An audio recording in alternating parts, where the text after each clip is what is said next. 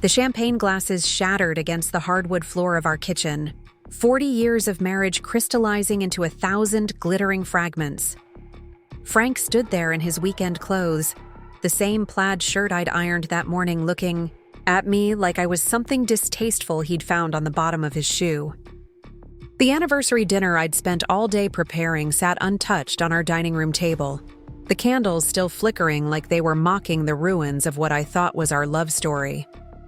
"Dorothy, you're just dead weight now," he said, his voice as casual as if he were discussing the weather. "I'm done carrying you. 40 years.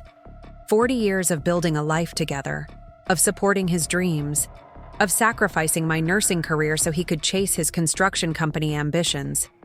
40 years of believing we were partners, lovers, best friends. And now, on what should have been our ruby anniversary, he was telling me I was nothing more than baggage he no longer wanted to carry. But Frank Richardson had no idea who he was really dealing with. He thought he knew Dorothy Richardson, the devoted wife who'd spent 4 decades in his shadow. He had no clue about the woman he was about to unleash, or the secrets I was about to uncover that would turn his perfectly orchestrated betrayal into his worst nightmare. Before we jump back in, tell us where you're tuning in from, and if this story touches you, make sure you're subscribed because tomorrow I've saved something extra special for you. The anniversary morning had started like every other day for the past 4 decades. I woke up at 6:30, made Frank's coffee exactly the way he liked it with 2 sugars and a splash of cream, and had his newspaper folded beside his breakfast plate before he shuffled downstairs in his bathrobe. The routine was so ingrained in me that I could have done it blindfolded. Frank Richardson was a creature of habit, and I had molded my entire existence around accommodating those habits. I remember standing at the kitchen window that morning, watching him read the sports section while mechanically eating the scrambled eggs I'd prepared, and feeling something I couldn't quite name. Was it contentment? Resignation? Or was it the slow, creeping realization that somewhere along the way, I'd stopped being a person and become a service provider in my own home? "Don't forget we have dinner reservations at 7 tonight," I'd said, refilling his coffee cup. "Antonelli's, like we talked about." Frank barely looked up from his paper. "Right, the anniversary thing. The anniversary thing. 40 years. Of marriage reduced to a thing, spoken with the same enthusiasm he might reserve for a dental appointment.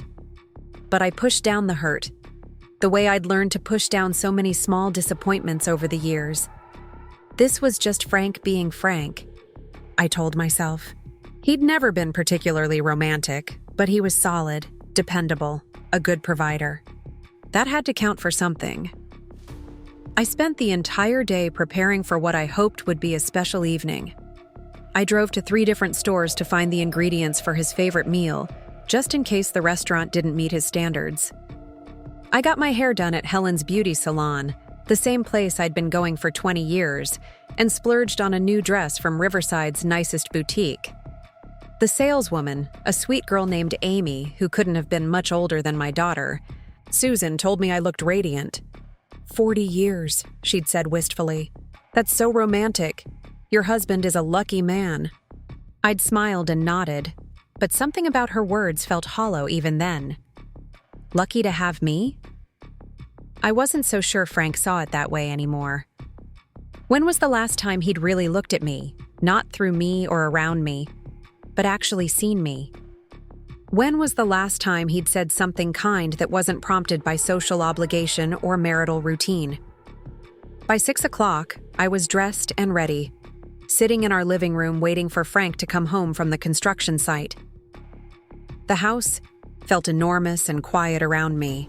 All 4,000 square feet of the colonial we'd built together when the business first started making real money. Back then, we'd walked through every room planning our future, talking about filling it with grandchildren's laughter, hosting holiday gatherings, growing old together surrounded by the life we'd created. The grandfather clock in the hallway chimed 7 times before Frank's truck finally pulled into the driveway. I watched through the front window as he sat in the cab for several minutes, talking on his phone, before finally making his way to the front door. He looked tired, older than his 65 years, his once thick hair now mostly gray and thinning at the crown. "Sorry I'm late," he said, not meeting my eyes as he loosened his tie. "Got held up with the Morrison project. There was always a project, always something more important than whatever we'd planned together.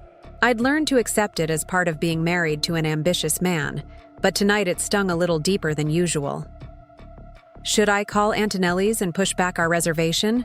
I asked, trying to keep my voice light. Frank was already heading upstairs. "Actually, I'm beat. Rain check?" Rain check. On our 40th anniversary.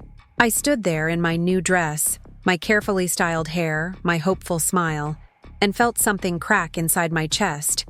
Not break, not yet, just crack like the first fissure in a dam that's been holding back too much pressure for too long. "I made dinner," I called after him. "Your favorite. Pot roast with those little potatoes you like." His footsteps paused on the stairs. "That's nice, hun. Maybe later." Maybe later. The words that had become the soundtrack of our marriage over the past few years. Maybe later we'd take that trip to Ireland we'd always talked about. Maybe later we'd renew our vows like we'd discussed. Maybe later Frank would remember that he had a wife who'd spent 40 years loving him, supporting him, believing in him. I served myself a small portion of the pot roast and ate alone at our dining room table. The good china reflecting the candlelight I'd stupidly thought would be romantic. The food tasted like cardboard, but I forced myself to eat every bite because waste was a sin my Depression-era mother had beaten out of me long ago. The silence in the house was deafening, broken only by the sound of Frank's shower running upstairs and the distant hum of the refrigerator. When he finally came back downstairs around 9 o'clock, he was dressed in fresh clothes and smelled like the expensive cologne I'd bought him for Christmas. For a moment, my heart lifted. Maybe he'd changed his mind about dinner. Maybe he'd realized what day it was, what it meant. "Where are you going?" I asked, hating how needy my voice sounded. "Meeting with Vince about the Henderson contract," he said, already reaching for his keys. "Don't wait up." Preparing and narrating this story took us a lot of time, so if you are enjoying it, subscribe to our channel. It means a lot to us. Now back to the story. Vincent Torres, his business partner, the man who'd somehow become more important to my husband than I was. They'd been meeting a lot lately, always about some urgent project or crucial client, always requiring Frank's immediate attention no matter what we'd planned. "Frank," I said, and something in my tone must have stopped him because he actually turned to look at me fully for the first time all day. "It's our anniversary." He stared at me for a long moment, and I saw something flicker across his face. Guilt? Annoyance? Pity? Then his expression smoothed into the polite mask he wore when he had to deal with unpleasant but unavoidable situations. "Right," he said. "Happy anniversary, Dot." And then he was gone, leaving me standing in our beautiful, empty house with the ruins of a romantic dinner congealing on the stove and 40 years of memories suddenly feeling like evidence of a life I'd imagined rather than lived. I cleaned up the kitchen mechanically, wrapping the untouched food in containers that would probably sit in the refrigerator until they spoiled. I blew out the candles I'd lit with such hope just hours earlier. I changed out of my new dress and hung it carefully in the closet, wondering if I'd ever have occasion to wear it again. But instead of going to bed like I usually did when Frank had his late meetings, I found myself sitting in our living room with a glass of wine, really looking at our life for the first time in years. The photos on the mantelpiece told the story of our marriage in careful progression. Young and hopeful at our wedding, proud new parents with David and Susan, successful business owners at various company events, empty nesters trying to rediscover each other after the kids left home. But when had the smiles become forced? When had Frank started looking past me instead of at me in photos? When had I stopped being his partner and become just another piece of furniture in the life he'd built? The front door opened just before, midnight, and Frank stumbled in smelling like beer and something else, something floral and feminine that definitely wasn't my perfume. He barely glanced at me sitting there in the dark. "Meeting ran late," he mumbled, heading for the stairs. "Frank," I said quietly, "we need to talk." He paused, one hand on the banister, his back still to me. "It's late, Dot. Can't it wait until morning?" "We never talk anymore," I continued, my voice steady despite the chaos in my chest. "When did we stop talking?" He turned then, and, in the dim light from the hallway, I could see the exhaustion on his face. But there was something else there too, something that looked almost like relief? "Maybe because we don't have anything to say to each other anymore," he said, and the casual cruelty of it hit me like a physical blow. "That's not true," I whispered. "We have 40 years to talk about. We have a life together, children, grandchildren. We're hoping for someday. We have a routine, Dorothy," he interrupted, and there was an edge to his voice I'd never heard before. "We have a house and some shared history and a lot of years behind us. But when's the last time you said something that surprised me? When's the last time you had an original thought that didn't revolve around what I needed, or what the house needed, or what some committee at church needed?" Each word felt like a slap, but I forced myself to stay upright, to keep breathing. "I gave up my career for you," I said. "I gave up my dreams to support yours." "Nobody asked you to do that," he shot back. "Nobody forced you to turn yourself into some kind of housewife martyr. That was your choice, Dorothy. Your choice to make yourself small and boring and irrelevant." The word hung in the air between us like a weapon. Irrelevant. 40 years of marriage, and my husband thought I was irrelevant. "I see," I said, surprised by how calm my voice sounded. "And what would you like me to do about that, Frank? At 62? What exactly would you like me to do?" He ran his hands through his thinning hair, suddenly looking older and more tired than I'd ever seen him. "I don't know, Dot. I honestly don't know anymore." We stood there in our beautiful living room, surrounded by 4 decades of shared memories, and I realized we were strangers.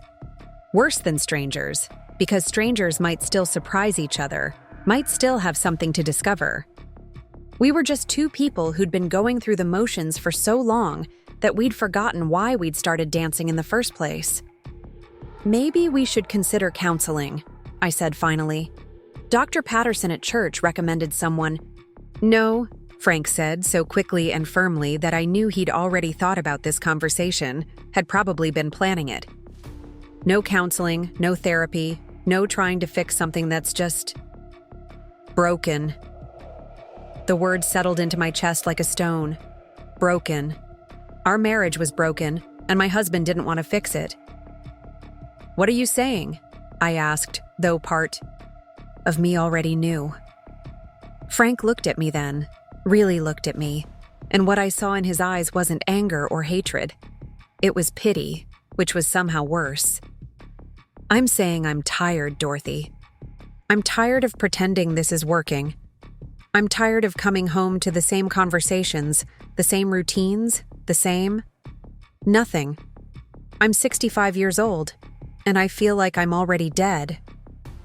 "So what do you want?" The question came out as barely a whisper. "I want to feel alive again," he said. "I want to remember what it's like to look forward to something, to be excited about someone. I want to stop feeling like I'm carrying dead weight everywhere I go." Dead weight. The words hit me like a physical blow, and I actually staggered backward, gripping the back of the sofa for support. "Is there someone else?" I asked, though I already knew the answer from the way he couldn't meet my eyes. "This isn't about someone else," he said. But the lie was written all over his face. "This is about us, about what we've become, or what we haven't become." I thought about the floral perfume I'd smelled on him, the late meetings that had become more frequent, the way he'd been guarding his phone lately. The signs had been there, but I'd chosen not to see them, chosen to believe that 40 years of marriage meant something, that the promises we'd made at Sacred Heart Church all those years ago still mattered. "How long?" I asked. "Dorothy!" "How long, Frank?" He was quiet for so long that I thought he might not answer. When he finally spoke, his voice was barely audible. 6 months. 6 months. While I'd been planning our anniversary dinner, while I'd been picking out new curtains for the living room, while I'd been volunteering at the community center and believing we were building toward our golden years together, my husband had been building a new life with someone else. "I want you to leave," I said, surprising us both with the steadiness of my voice. "I want you to pack a bag and leave tonight. We'll figure out the rest later, but I can't. I can't look at you right now." Frank nodded, and I could see something that might have been relief cross his face. He'd gotten what he wanted, permission to stop pretending, an end to the charade that had become our marriage. As I listened to him moving around upstairs, packing the basics he'd need for wherever he was going, I sat in our living room and tried to understand how 40 years could be dismantled in a single conversation. How a life I'd thought was solid and permanent could crumble so quickly. The front door closed behind him just after 1 a.m, and I was alone in the house we'd built together, surrounded by the remnants of a marriage I'd thought would last forever. The grandfather clock in the hallway continued its steady ticking, marking time that suddenly felt meaningless. I sat there until dawn, not crying, not moving, just existing in the wreckage of everything I'd believed about my life.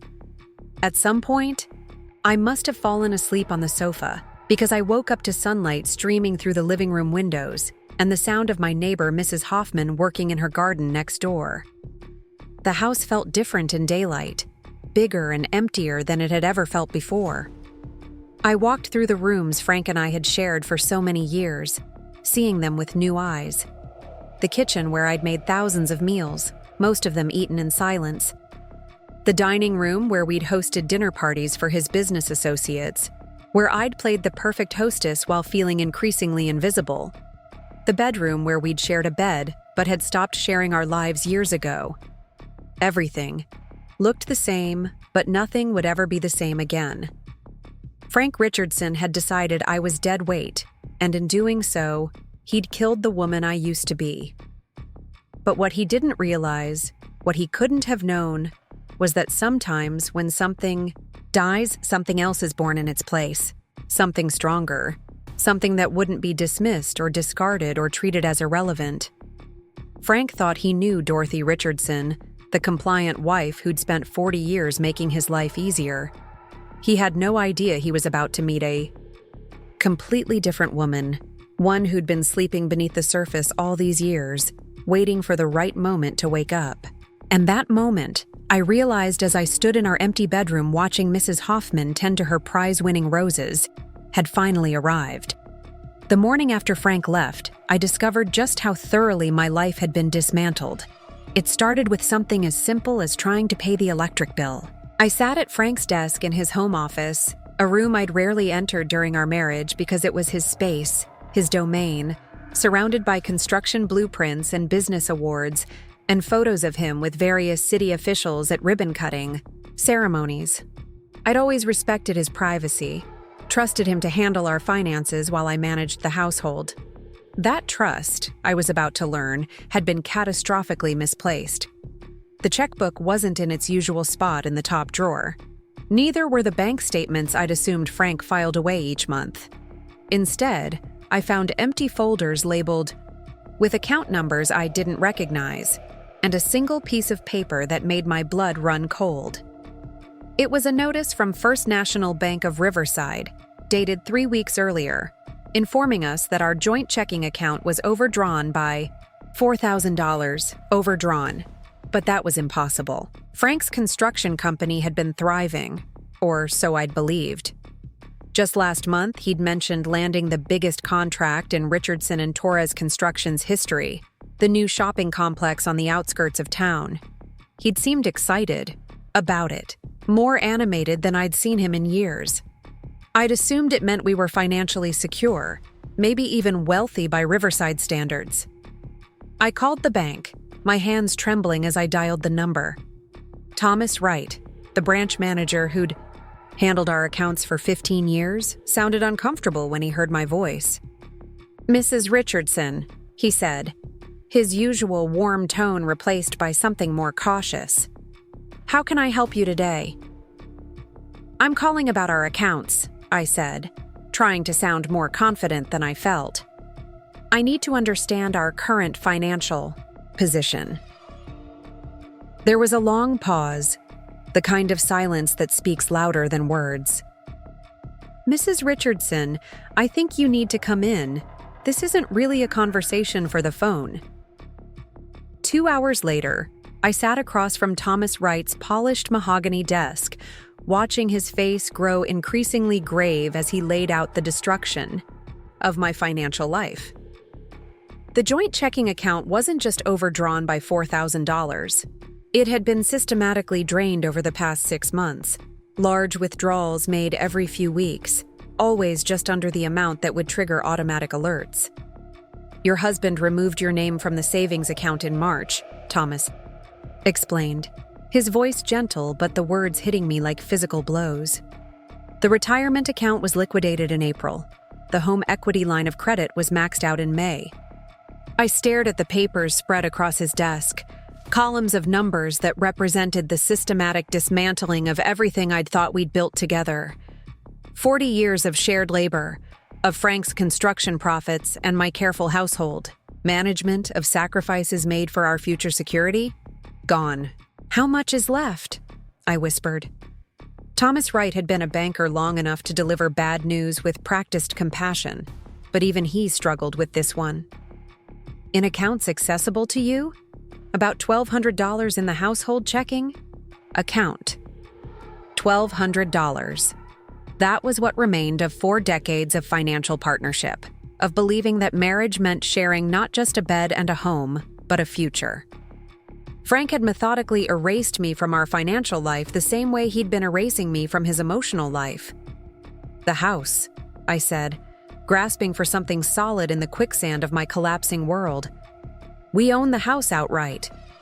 "Actually," Thomas said, and I knew from his expression that the worst was yet to come. "Your husband took out a significant mortgage against the property in February. The payments are current, but the balance is substantial. Nearly $400,000. The room tilted around me.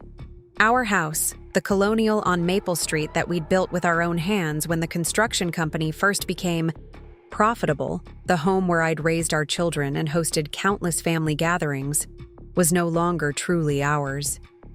Frank had mortgaged our security, our stability, our sanctuary, and I hadn't even known. "For what?"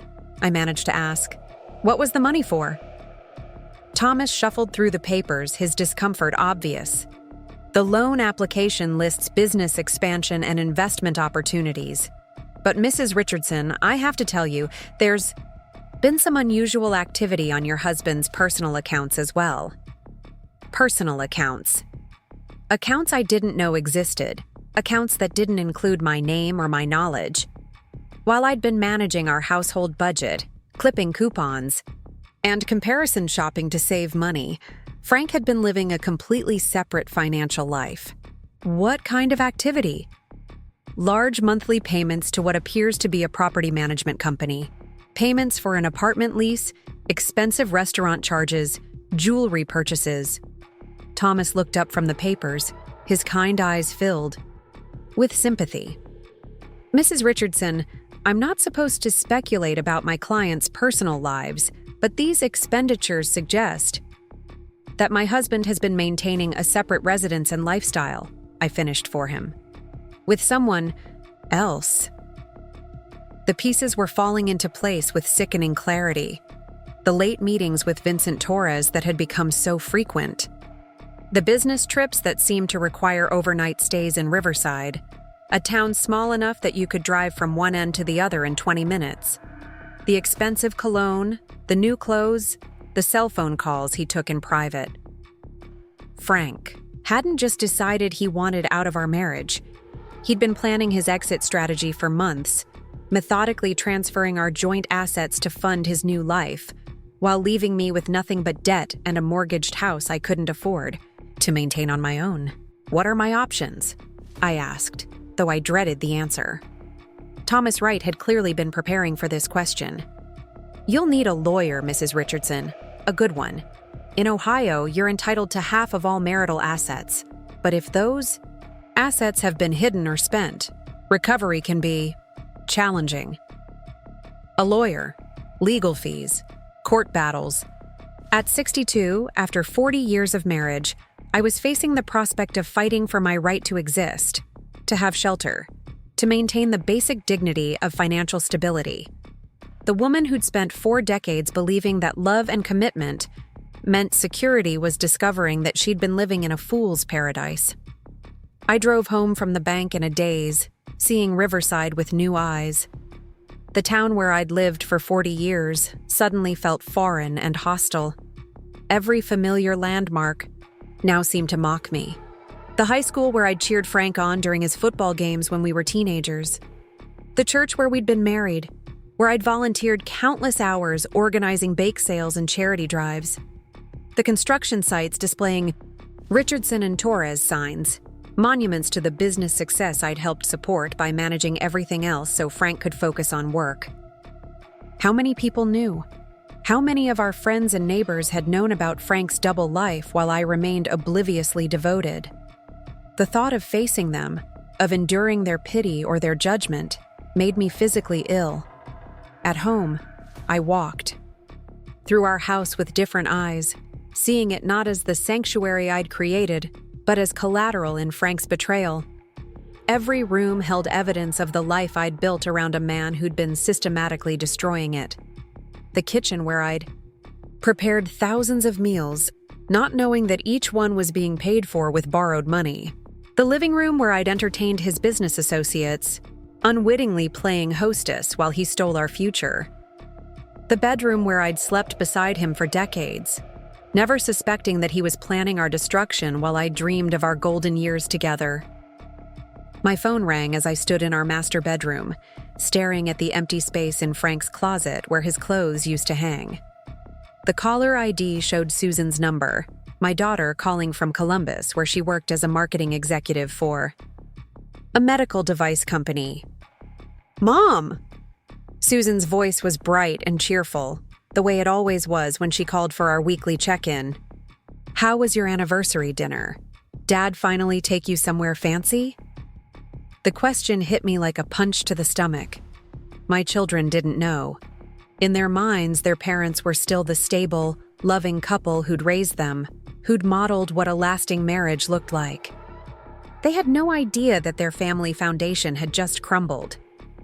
"Susan," I said, my voice catching despite my efforts to stay composed, "I need to tell you something." The silence on the other end of the line stretched long enough that I wondered if the call had dropped. When Susan finally spoke, her voice had changed completely. "Mom, what's wrong? You sound terrible." "Your father and I are separating," I said, the words feeling surreal as they left my mouth. "He's moved out." "What?" Susan's shock was palpable. "What do you mean separating?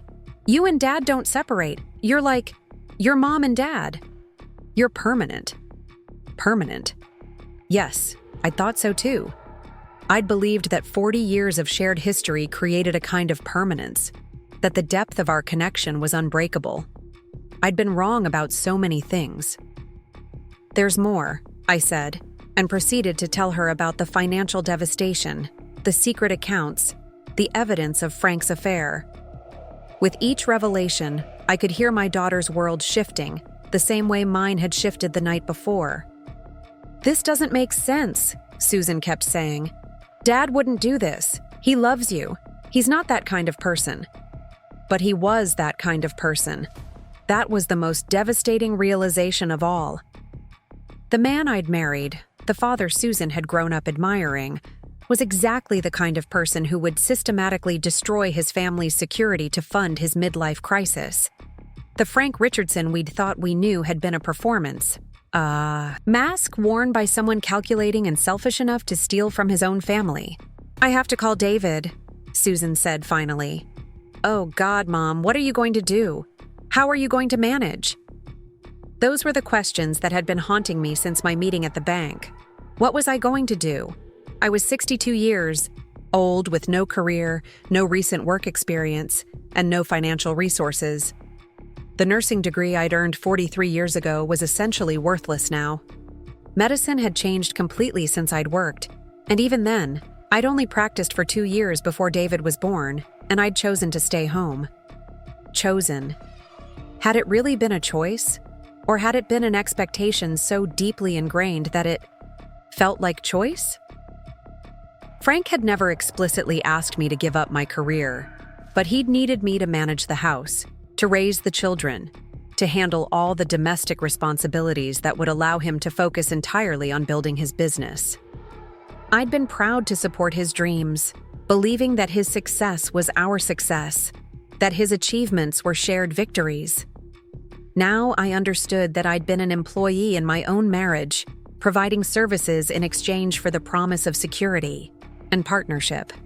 And like any employee whose services were no longer needed, I'd been terminated without severance, left to figure out how to survive on my own. The house felt enormous and empty around me as evening approached. I'd always loved the spaciousness of our colonial, the way the rooms flowed together, the large windows that let in abundant natural light. But without Frank's presence, without the routine of preparing his dinner and discussing his day, the space felt more like a mausoleum than a home.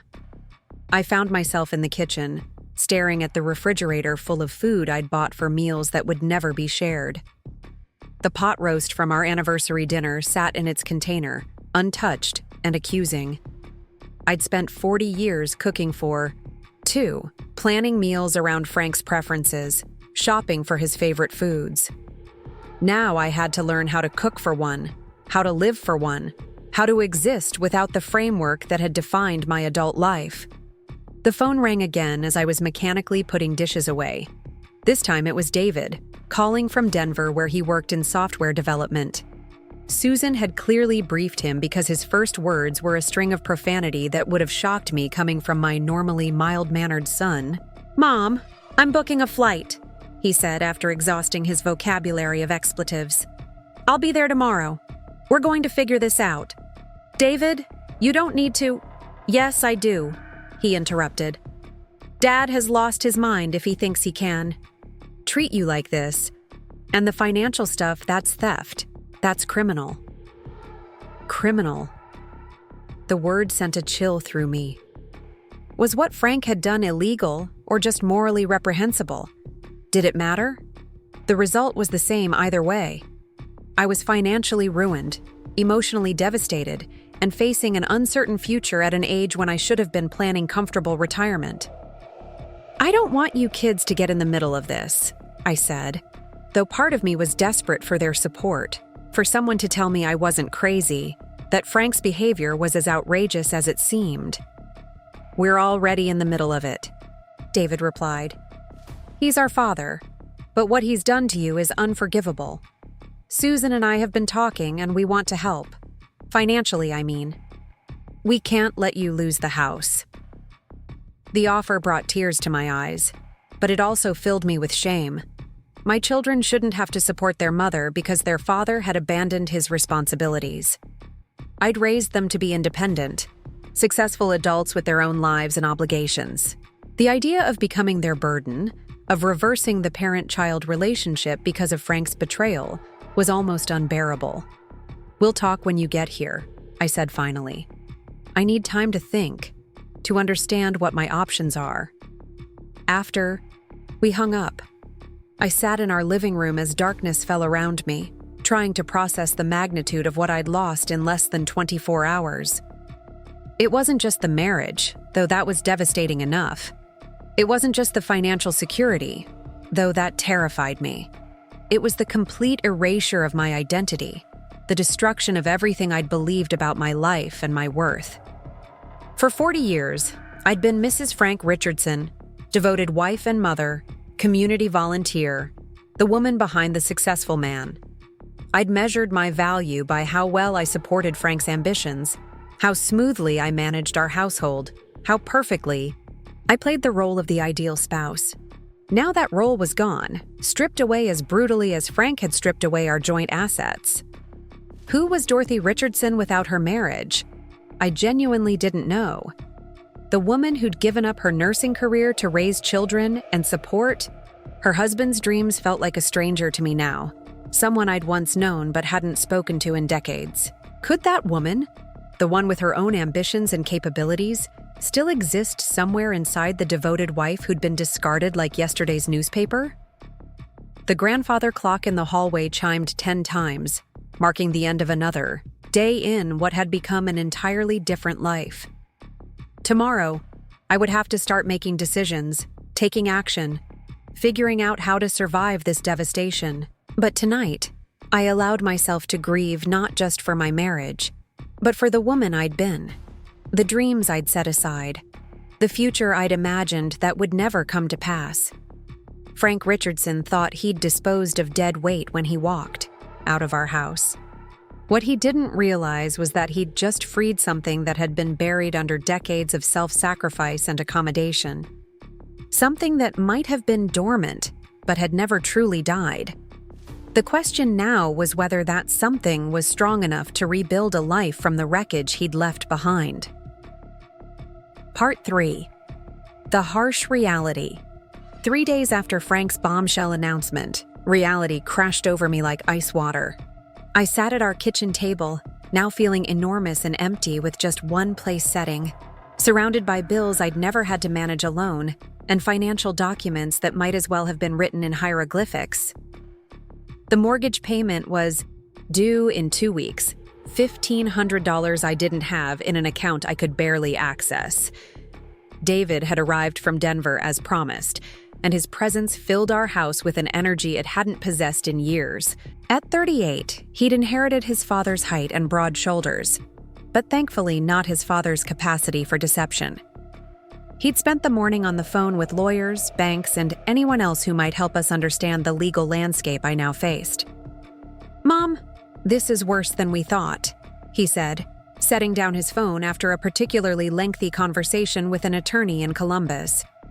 Dad didn't just hide assets, he created a web of financial obligations that are going to be nearly impossible to untangle. I looked up from the stack of credit card statements I'd discovered in Frank's desk, each one revealing purchases I'd never known about. Expensive dinners at restaurants I'd never been to, hotel rooms in cities where Frank had supposedly been alone on business trips, jewelry from stores I'd never shopped at, pieces that had certainly never appeared around my neck or on my fingers. "How bad is it?" I asked, though I wasn't sure I wanted to know the answer. David ran his hands through his hair, a gesture that reminded me painfully of his father. "The house is mortgaged for almost its full value. There are credit cards in both your names that are maxed out, cards you apparently never knew existed. The business accounts show regular transfers to personal accounts that Dad controlled exclusively." "What about the construction company?" I asked. "Surely that has value." "That's the really twisted part," David said, his voice tight with anger. "Dad restructured the business 6 months ago. He bought out Vincent Torres's share and then immediately sold 60% of the company to a holding corporation. Guess who owns that holding corporation?" I waited, dreading the answer. "Jessica Blake," David said. "His girlfriend. She's not just some secretary or casual affair, Mom. She's a real estate investor.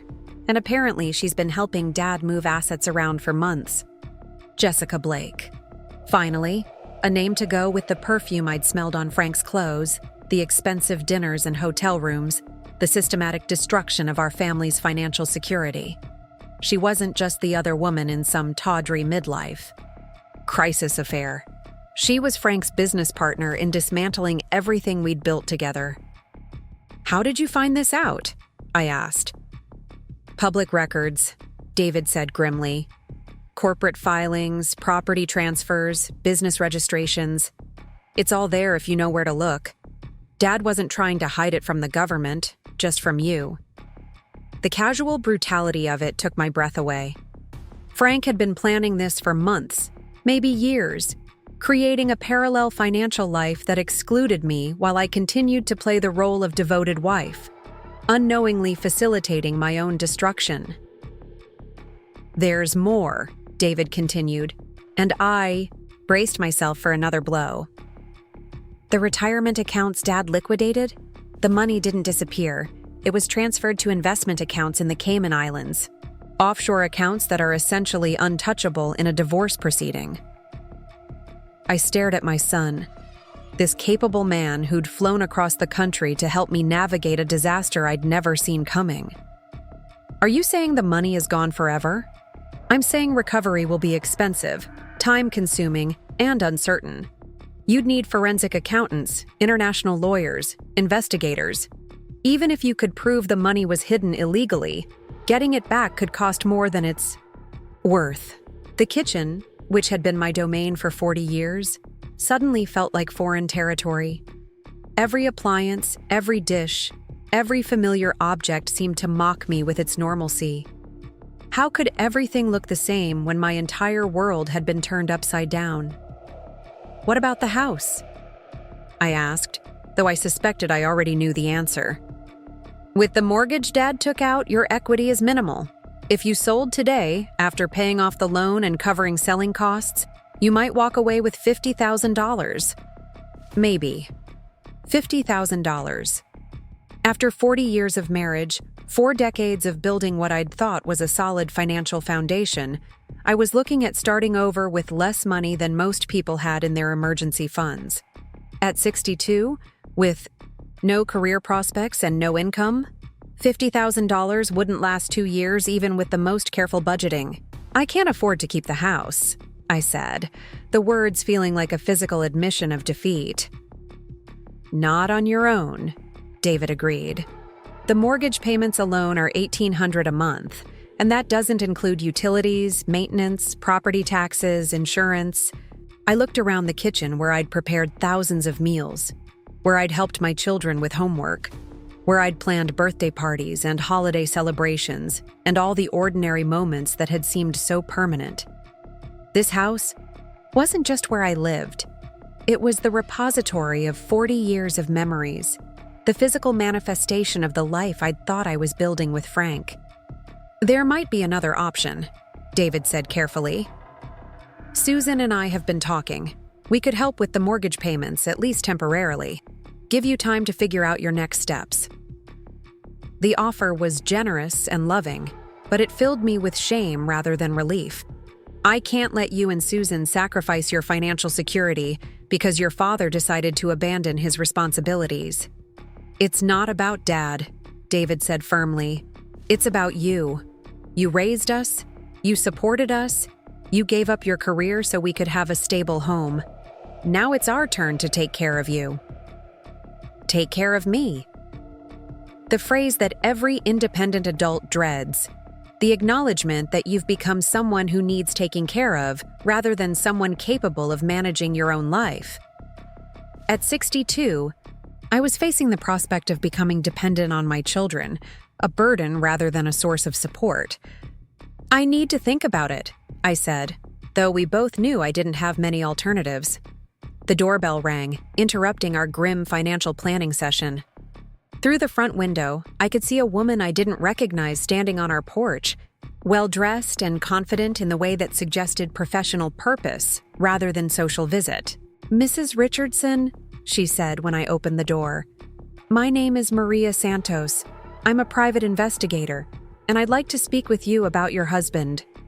I glanced back at David, who had moved protectively closer. "What about my husband?" "May I come in?" Maria Santos asked. "I think you'll want to hear what I have to say."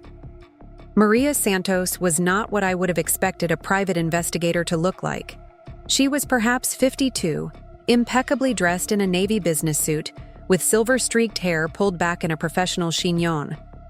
She carried herself with the confidence of someone accustomed to dealing with other people's disasters. "I've been investigating your husband's activities for another client," she explained once we were seated in our living room. Someone with a financial interest in Richardson and Torres Construction. What kind of financial interest? David asked. Maria opened her briefcase and pulled out a thick folder.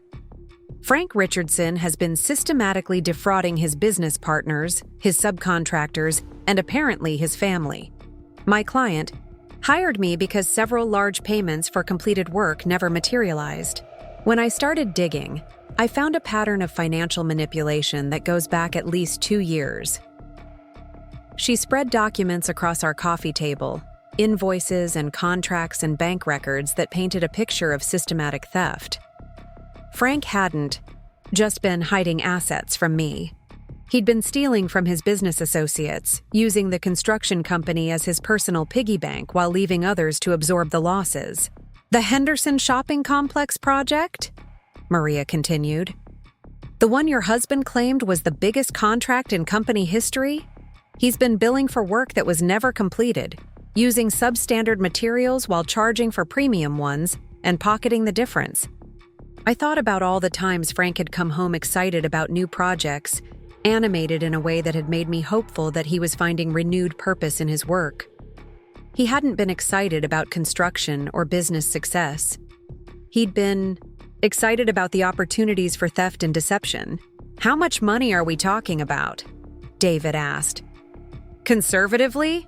Close to $2 million over the past 18 months, Maria said. And that's just what I've been able to document so far.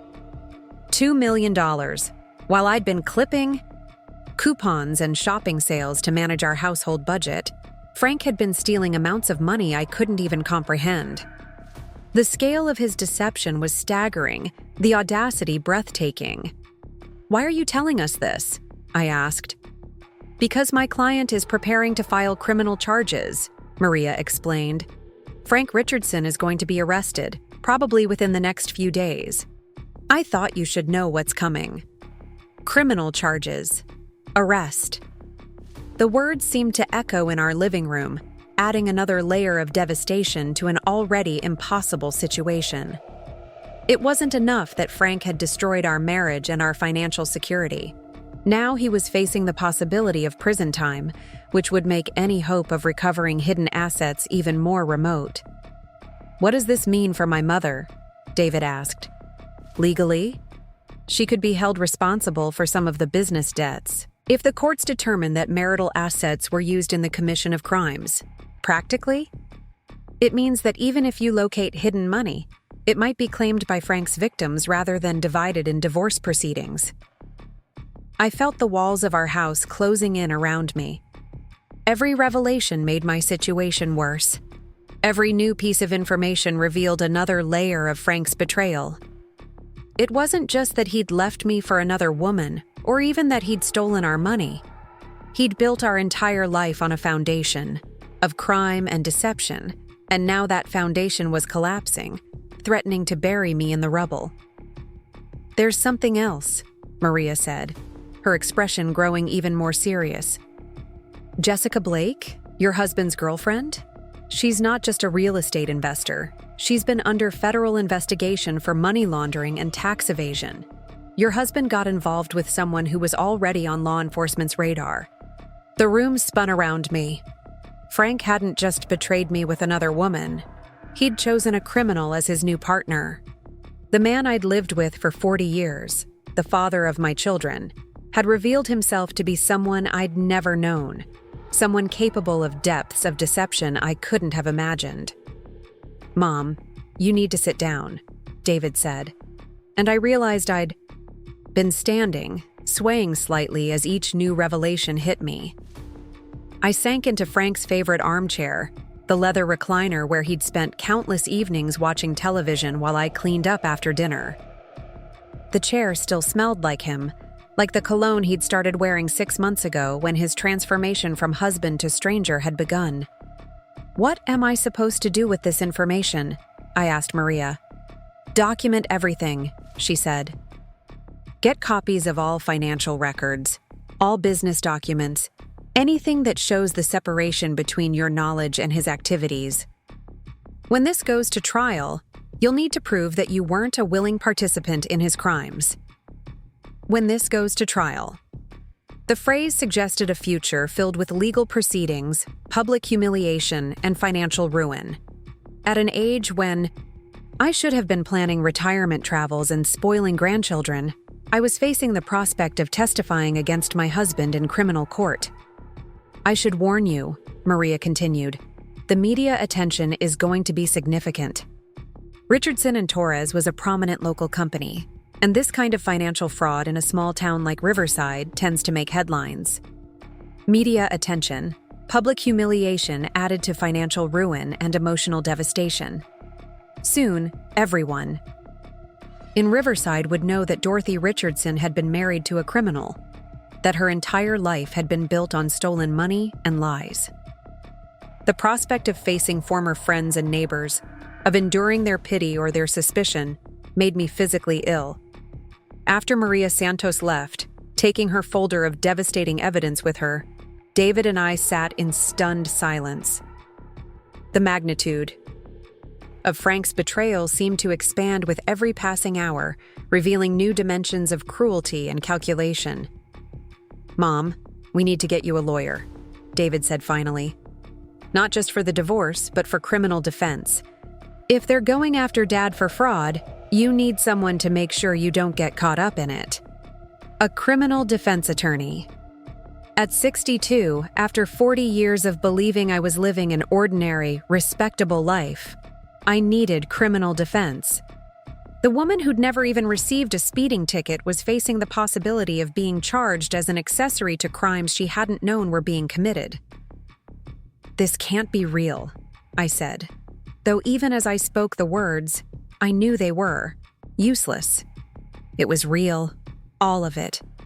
Frank's betrayal, the financial devastation, the criminal charges, the public humiliation that was coming.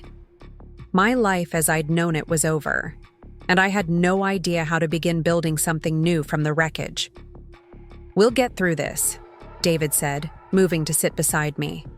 "I don't know how yet, but we will." I wanted to believe him, wanted to draw strength from his certainty. But as I sat in the house that might soon be lost, surrounded by the remnants of a life built on lies, I couldn't see any way forward that didn't lead through years of legal battles, financial struggle, and the kind of public shame that destroys people in small towns like Riverside. Frank Richardson had wanted to feel alive again, and in pursuing that goal, he'd killed everything good in both our lives. The question now was whether anything of Dorothy Richardson could survive what was coming, or whether I would become just another casualty of his selfish destruction. Part 4. The Unexpected Ally. The call came at 7:30 in the morning, 3 days after Maria Santos had delivered her devastating news about Frank's criminal activities.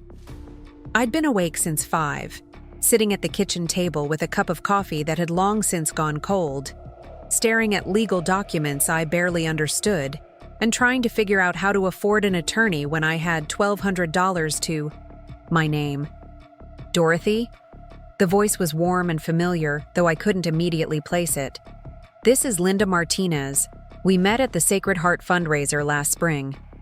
Linda Martinez. The memory came flooding back. A petite woman with kind eyes and calloused hands, the owner of Sweet Dreams Bakery on Main Street. We'd worked together on the charity auction, and I'd been impressed by her energy and her genuine concern for the families we were trying to help. "Linda, of course," I said, trying to inject some normalcy into my voice. "How are you?" "I'm fine, honey, but I'm calling because I heard about you and Frank, and I wanted you to know that you're not alone in this." I closed my eyes, feeling the familiar stab of humiliation that came with knowing my private devastation had become public knowledge. In a town the size of Riverside, news traveled fast, and the collapse of a 40-year marriage was exactly the kind of story that dominated coffee shop conversations and grocery store gossip. "I appreciate that," I said carefully, unsure how much Linda knew or what she might want from me. "Dorothy, I'd like to take you to lunch today," Linda continued. "There are some things we need to discuss. things that might help you understand what you're really dealing with. Something in her tone made me pay closer attention. This wasn't a social call or an offer of casual support. Linda Martinez had information, and she thought it was important enough to reach out to someone she barely knew. "What kind of things?" I asked. "Not over the phone," Linda said firmly. "Can you meet me at the bakery around noon? We can talk. Privately, in my office." I spent the morning wondering what Linda Martinez could possibly know about my situation that would require a private conversation. Sweet Dreams Bakery was one of Riverside's success stories, a family business that had grown from a small storefront into a beloved local institution. Linda had built it from nothing after her divorce 15 years ago, and her determination had made her something of a local legend among the women who'd had to restart their lives in middle age. The bakery smelled like heaven when I walked in. All warm bread and cinnamon and the kind of comfort that seemed impossible in my current circumstances. Linda emerged from behind the counter, flour dusting her apron, and embraced me with the kind of genuine warmth that made my throat tighten with unexpected emotion. "Come on back," she said, leading me through the kitchen where 2 employees were decorating wedding cakes. "We can talk in my office." Linda's office was tiny but efficient, filled with business records and family photos and the accumulated evidence of a woman who'd built something meaningful from scratch. She poured coffee from a thermos and settled across from me with the focused attention of someone who had something important to say. "Dorothy, what I'm about to tell you has to stay between us for now," she began. "But I think you have a right to know what kind of man you were married to." I waited, my coffee growing cold in my hands as Linda Martinez revealed yet another layer of Frank's deception. "About 2 years ago, Frank approached me about catering a series of business dinners," she said. "High-end events," he said, "for important clients and potential investors. The money was good, really good, so I agreed." She pulled out a folder from her desk drawer, thick with invoices and receipts. The first few events were legitimate, or seemed to be. Business meetings at nice restaurants, professional gatherings. But then the requests got different. Private dinners for 2 at expensive hotels, weekend retreats at bed and breakfasts, outside of town. Always billed to Richardson and Torres Construction, always paid for with company checks. My stomach clenched as I realized what she was describing. Frank had been using his business accounts to pay for his affair, treating his infidelity like a legitimate business expense. I should have stopped providing services when I realized what was really happening, Linda continued, guilt evident in her voice. But the money was substantial, and my business was struggling. I convinced myself it wasn't my place to judge. "How long did this go on?" I asked. "About 18 months. The last event I catered was 3 months ago, a weekend at the Riverside.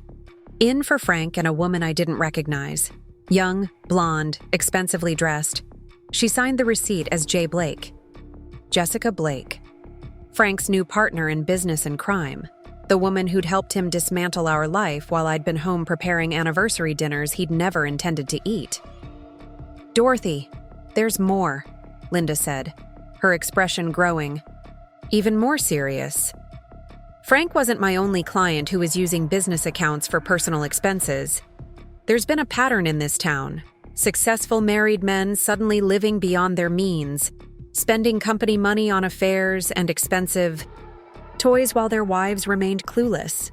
She pulled out another folder, this one containing what looked like newspaper clippings and printed articles.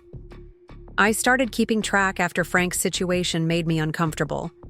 There have been 4 other cases in the past 3 years. 4 other prominent businessmen who were eventually caught embezzling or defrauding their companies to fund extramarital relationships." I stared at the clippings, seeing headlines about arrests and trials and financial scandals that had rocked other small communities. "What are you saying?" "I'm saying this might not be coincidence," Linda replied. The manila envelope arrived on a Tuesday morning, slipped under my front door sometime during the night, like a secret too dangerous to be delivered in daylight. I found it when I came downstairs to make coffee, my daily ritual that had become both anchor and torture in the weeks since Frank's departure. The envelope was thick, unmarked except for my name written in block letters across the front, and something about its anonymous arrival made my hands shake as I carried it to the kitchen table.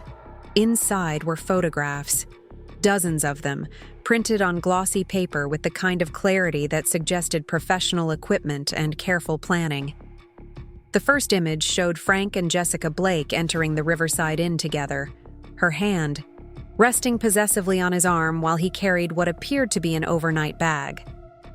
The timestamp in the corner indicated the photo had been taken 6 months ago, long before our anniversary disaster, long before Frank had worked up the courage to call me dead weight to my face. I flipped through the stack with growing nausea, watching my husband's secret life unfold in careful documentation. Frank and Jessica at expensive restaurants I'd never been to, sharing intimate dinners while I'd been home preparing meals he'd claimed he was too busy to eat. Frank's truck parked outside a luxury apartment complex on the other side of town, the same complex where Maria Santos had told me Jessica lived. Frank and Jessica walking hand in hand through a downtown park where we'd once taken our children to feed ducks, their body language suggesting the comfortable intimacy of a couple who'd been together far longer than 6 months. But it was the final photograph that made me gasp aloud and nearly drop the entire stack. Frank and Jessica standing in the lobby of City Hall, both of them dressed formally. Frank in a suit I'd never seen before, and Jessica in an elegant white dress. Between them stood Judge Harrison, Riverside's longest-serving magistrate, and he appeared to be conducting some kind of ceremony. The timestamp on this image was dated just 2 weeks ago, days after Frank had moved out of our house, but months before any divorce proceedings could possibly be finalized. My marriage to Frank Richardson was still legally valid, which meant that whatever ceremony Judge Harrison had been conducting was either meaningless or illegal.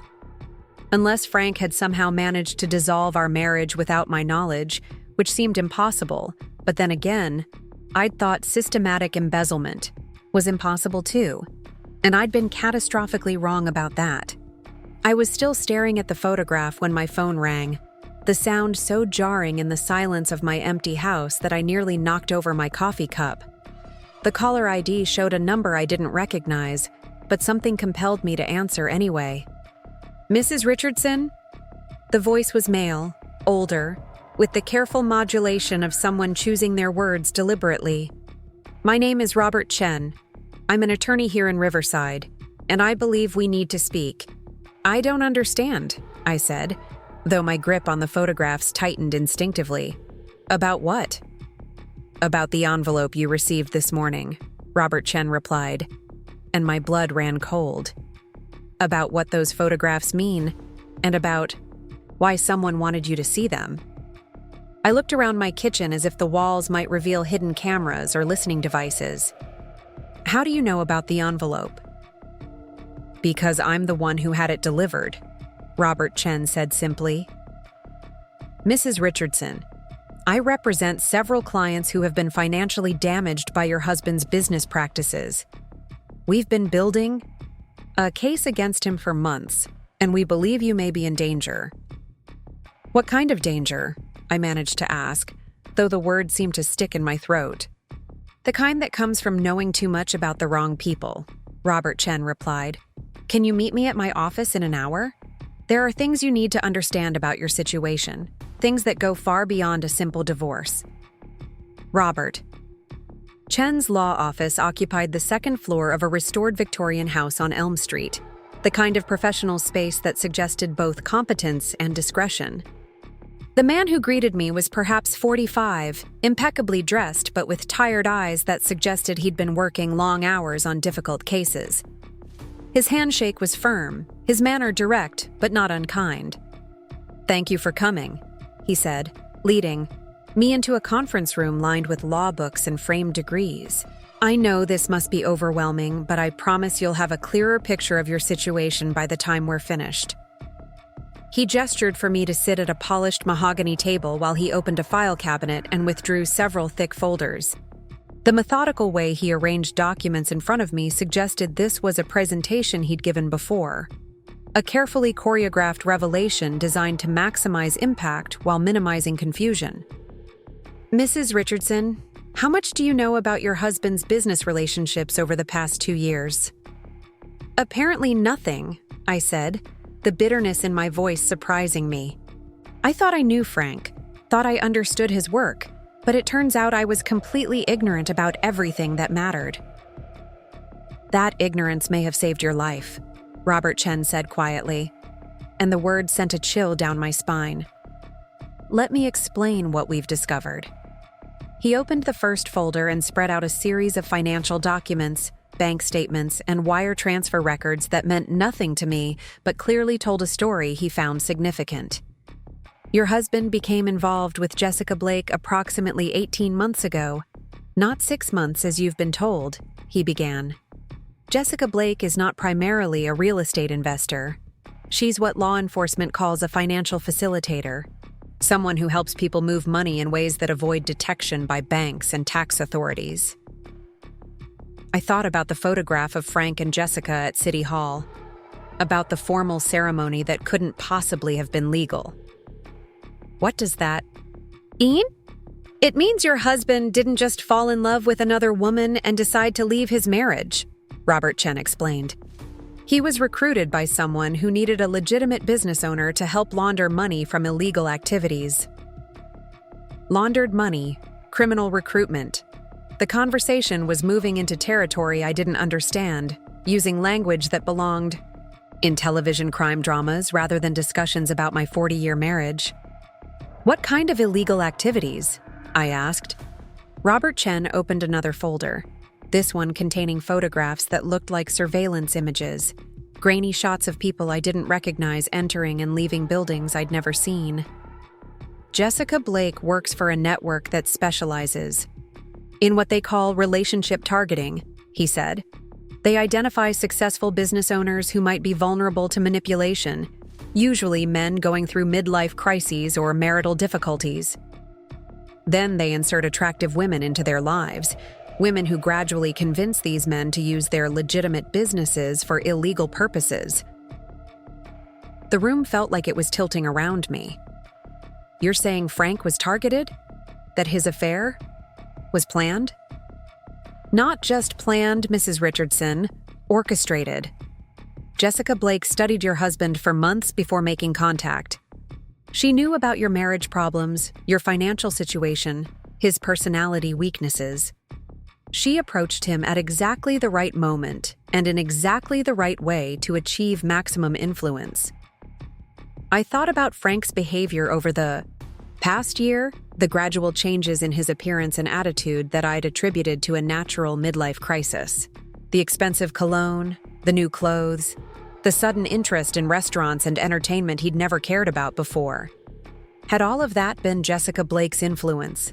Part of some elaborate manipulation designed to turn my husband into a criminal?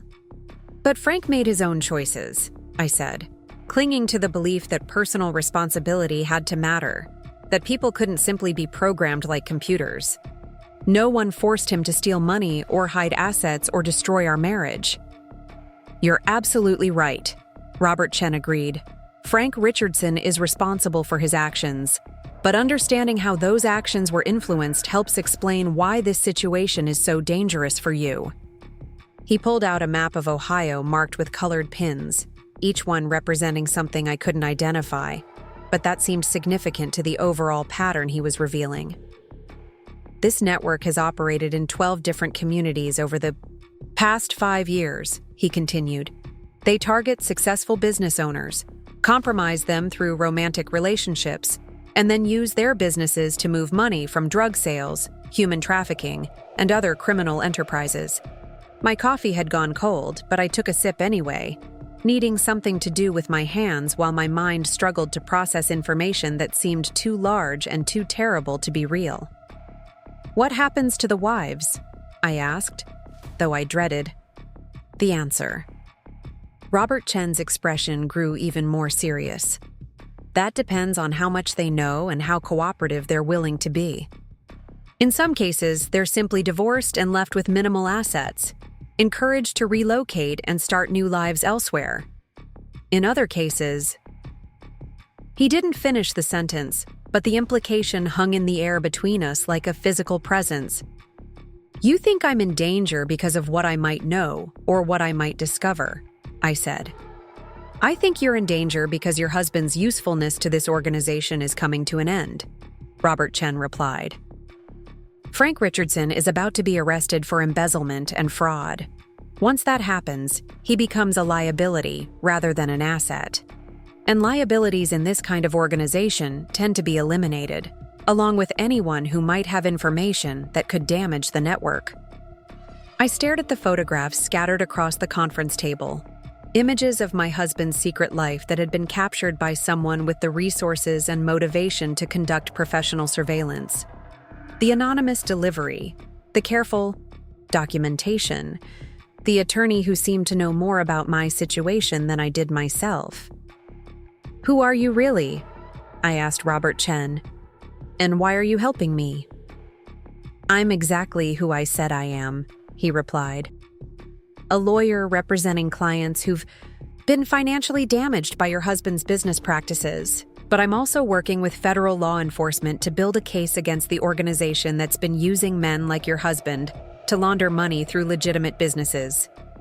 Federal law enforcement.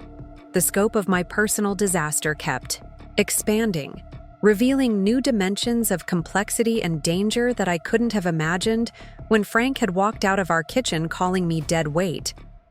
What do they want from me? I asked. Information, Robert Chen said simply. Details about your husband's behavior, his business relationships, any unusual activity you might have noticed over the past 2 years. But more importantly, they want to keep you safe while this investigation unfolds. Safe. The word implied threats I was only beginning to understand, dangers that extended far beyond financial ruin and public humiliation. If Robert Chen was telling the truth, if Frank had become involved with criminals who eliminated liabilities, then my knowledge of his activities made me a target for violence I couldn't even comprehend. The photographs, I said, gesturing to the images that had been delivered to my house like a message from another world. Who took them? Federal agents who've been conducting surveillance on this network for months, Robert Chen replied. They wanted you to understand the scope of your husband's deception, but they also wanted you to know that you're being watched, that your safety is a priority. Being watched. I thought about my empty house, my solitary coffee mornings, my assumption that I was facing this crisis alone. Instead, federal agents had been documenting my husband's crimes and monitoring my safety, turning my private devastation into part of a larger investigation I didn't understand. What happens now? I asked. Robert Chen closed the folders and leaned back in his chair, studying me with the careful attention of someone trying to gauge how much additional shock I could absorb. Now you have a choice to make, he said. You can cooperate with the federal investigation, provide information about your husband's activities, and accept protection while this case unfolds. Or you can try to handle this situation on your own, pursue a traditional divorce, and hope that Jessica Blake's organization doesn't view you as a threat worth eliminating. The choice he was offering wasn't really a choice at all. I could either trust federal law enforcement to protect me while they built their case, or I could remain vulnerable to criminals who had already demonstrated their willingness to destroy lives for financial gain. If I cooperate, I said, what would that involve? Regular meetings with federal agents, detailed interviews about your husband's behavior and business activities, possibly testimony before a grand jury if indictments are issued. In exchange, you'd be provided with protection, financial support during the investigation, and assistance rebuilding your life once this is resolved. Financial support, protection, assistance rebuilding my life. The offers addressed every major concern that had been keeping me awake at night since Frank's departure, but they came with obligations that terrified me almost as much as the alternative. "I need time to think about this," I said. "Time is something we may not have much of," Robert Chen replied gently. "Frank Richardson's arrest is scheduled for Friday.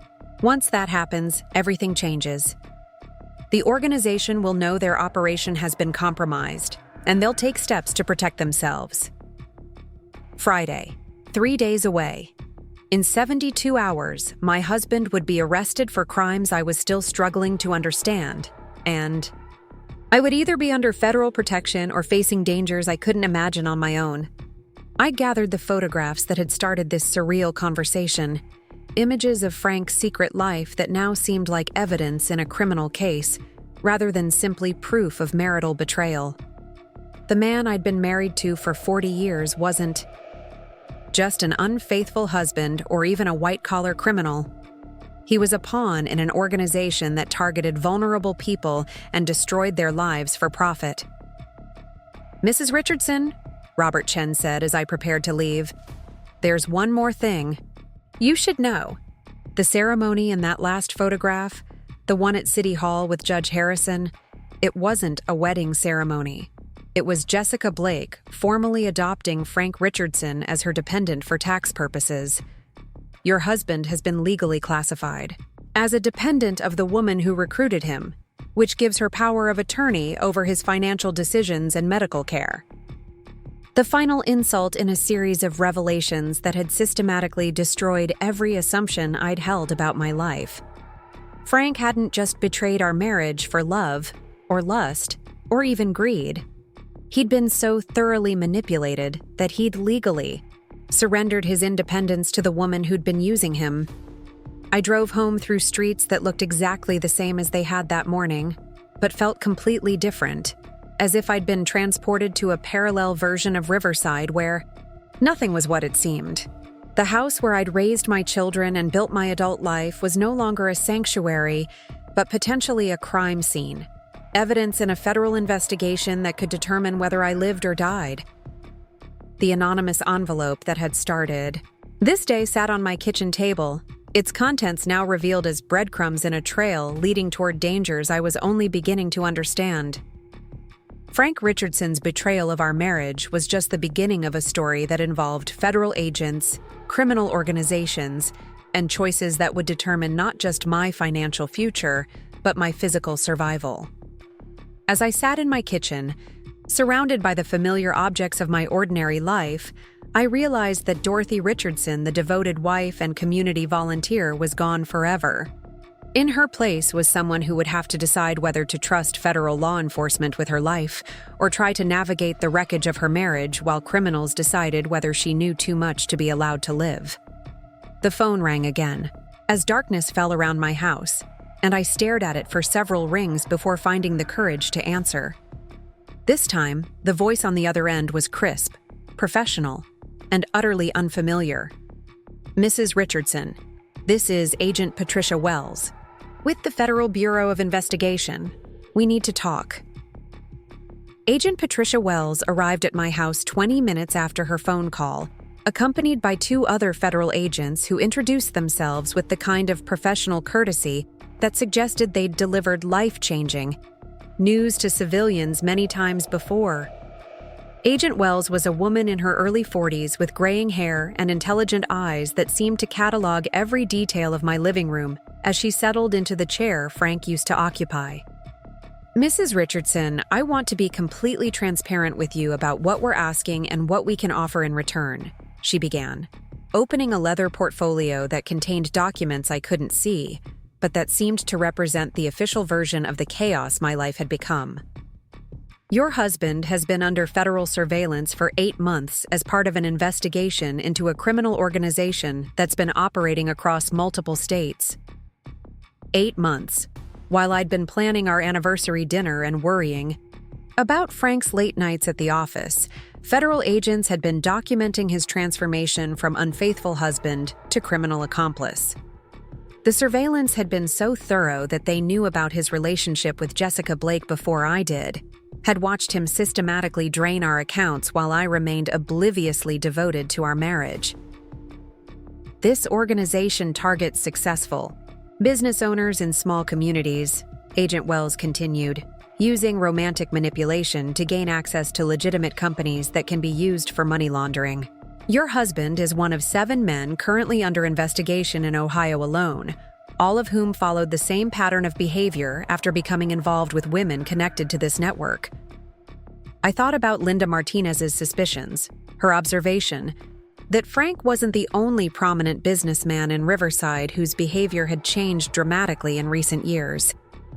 The pattern Agent Wells was describing suggested a level of organization and sophistication that made Frank's betrayal seem almost inevitable, as if he'd been selected and groomed for destruction. "What exactly do you want from me?" I asked, trying to keep my voice steady despite the magnitude of what she was revealing. "We want you to help us understand how this recruitment process works," Agent Wells replied. "Your husband's personality, profile, the vulnerabilities that made him susceptible to manipulation, the specific techniques Jessica Blake used to gain his trust and cooperation. Most importantly, we need to know if Frank shared any information about the organization's structure or future plans." Frank sharing information with me seemed laughable, given how thoroughly he'd excluded me from every important aspect of his life over the past year. But as I thought about our conversations, the fragments of information he'd let slip during his rare moments of openness, I realized there might be more than I'd initially recognized. "He mentioned meetings with investors," I said slowly, remembering late-night phone calls Frank had taken in his study, conversations he'd claimed were too boring to discuss. People from out of state who were interested in expanding Richardson and Torres construction into new markets. Agent Wells exchanged glances with her colleagues, and I could see that this information meant something to them, fit into a larger pattern they were trying to understand. "Can you remember any names, any details about these investors or their plans?" I closed my eyes, trying to recall conversations I'd only half listened to at the time, details that had seemed mundane but might now be crucial to unraveling a criminal conspiracy. "There was someone named Marcus Webb from Chicago," I said, the memory surfacing with surprising clarity. "Frank met with him several times over the past few months, and someone from Florida, a woman whose name started with V. Victoria or Veronica, something like that." Agent Wells was taking notes, and I could see that these names were significant to her investigation. Frank's casual mentions of business meetings had actually been intelligence about the organization's structure, information that could help federal agents understand how the network operated and who controlled it. "Mrs. Richardson, I need to ask you about your immediate plans," Agent Wells said, her tone becoming more urgent. "Your husband's arrest is scheduled for tomorrow morning. Once that happens, anyone associated with him becomes a potential target for intimidation or worse." The word "worse" hung in the air between us, carrying implications I didn't want to examine too closely. Jessica Blake's organization had invested months in recruiting and manipulating Frank, had used him to launder significant amounts of money. They wouldn't simply accept his arrest as a business loss. They would take steps to protect themselves and eliminate any threats to their operation. "What kind of protection are you offering?" I asked. "Relocation to a secure facility until the investigation is complete," Agent Wells replied. "24-hour security, financial support, complete separation from your current life until we can guarantee your safety." Complete separation from my current life. The phrase encompassed everything I was being asked to sacrifice. My home, my community, my children's ability to visit me, the few remaining connections to the woman I'd been before Frank's betrayal destroyed everything I'd thought I knew about my existence. For how long? The investigation could take 6 months to 2 years, depending on how cooperative our witnesses are and how quickly we can build cases against the network's leadership. 2 years. At 62, 2 years represented a significant portion of whatever life I had remaining, time that would be spent in hiding rather than rebuilding. But the alternative, Agent Wells had made clear, was remaining vulnerable to people who eliminated threats as a matter of business practice. "I need to call my children," I said. "They should know what's happening before I disappear." We can arrange secure communication, Agent Wells assured me. But they can't know your location or have any physical contact until this is resolved. I thought about David and Susan, my accomplished adult children who'd flown across the country to support me through Frank's betrayal, who'd offered to sacrifice their own financial security to help me keep the house that was no longer safe for me to occupy. They would have to live with the knowledge that their mother was in federal protection because their father had become involved with criminals, that their family name was now associated with money laundering and organized crime. There's something else, Agent Wells said, consulting her notes. Jessica Blake has been asking questions about you specifically. She's been trying to determine how much you know about Frank's activities and whether you pose a threat to the organization. The words sent ice through my veins. While I'd been mourning my marriage and struggling to understand Frank's financial betrayal, Jessica Blake had been evaluating whether I needed to be eliminated. The woman who'd destroyed my life was now deciding whether I deserved to continue living. What kind of questions? She's been contacting people who know you, claiming to be a journalist writing a story about women who've been financially devastated by their husband's business failures. She's been asking about your emotional state, your support network, whether you've mentioned anything unusual about Frank's business activities. I thought about the phone calls I'd received over the past week, people I barely knew expressing sympathy for my situation and asking probing questions about how I was coping. I'd assumed they were simply curious neighbors or well-meaning acquaintances, but now I understood they'd been intelligence gathering for Jessica Blake's assessment of whether I posed a threat. Mrs. Richardson, we need an answer, Agent Wells said gently. Frank's arrest happens in 14 hours. If you're going to accept our protection, we need to move you tonight. Tonight. In a few hours, I would either be in federal custody or facing the consequences of rejecting their offer. The house where I'd spent 40 years building a life would become a crime scene. Evidence in a case that would determine whether the criminals who destroyed my marriage would face justice or continue operating with impunity. I looked around the living room where Frank had announced that I was dead weight, where federal agents were now offering to save my life in exchange for information about the man who'd betrayed me. The photographs on the mantelpiece, the furniture we'd chosen together, the accumulated evidence of 4 decades of shared history suddenly seemed like museum pieces from a life that belonged to someone else. If I cooperate, if I provide information and testify, what happens to Frank? That depends on his willingness to cooperate with our investigation, Agent Wells replied. If he provides substantial assistance in prosecuting the network's leadership, he could receive a reduced sentence. If he refuses to cooperate, he'll face the full consequences of his actions. Frank's fate would be determined by his willingness to betray the organization that had recruited him, just as my fate was being determined by my willingness to betray the husband who'd recruited me into this nightmare.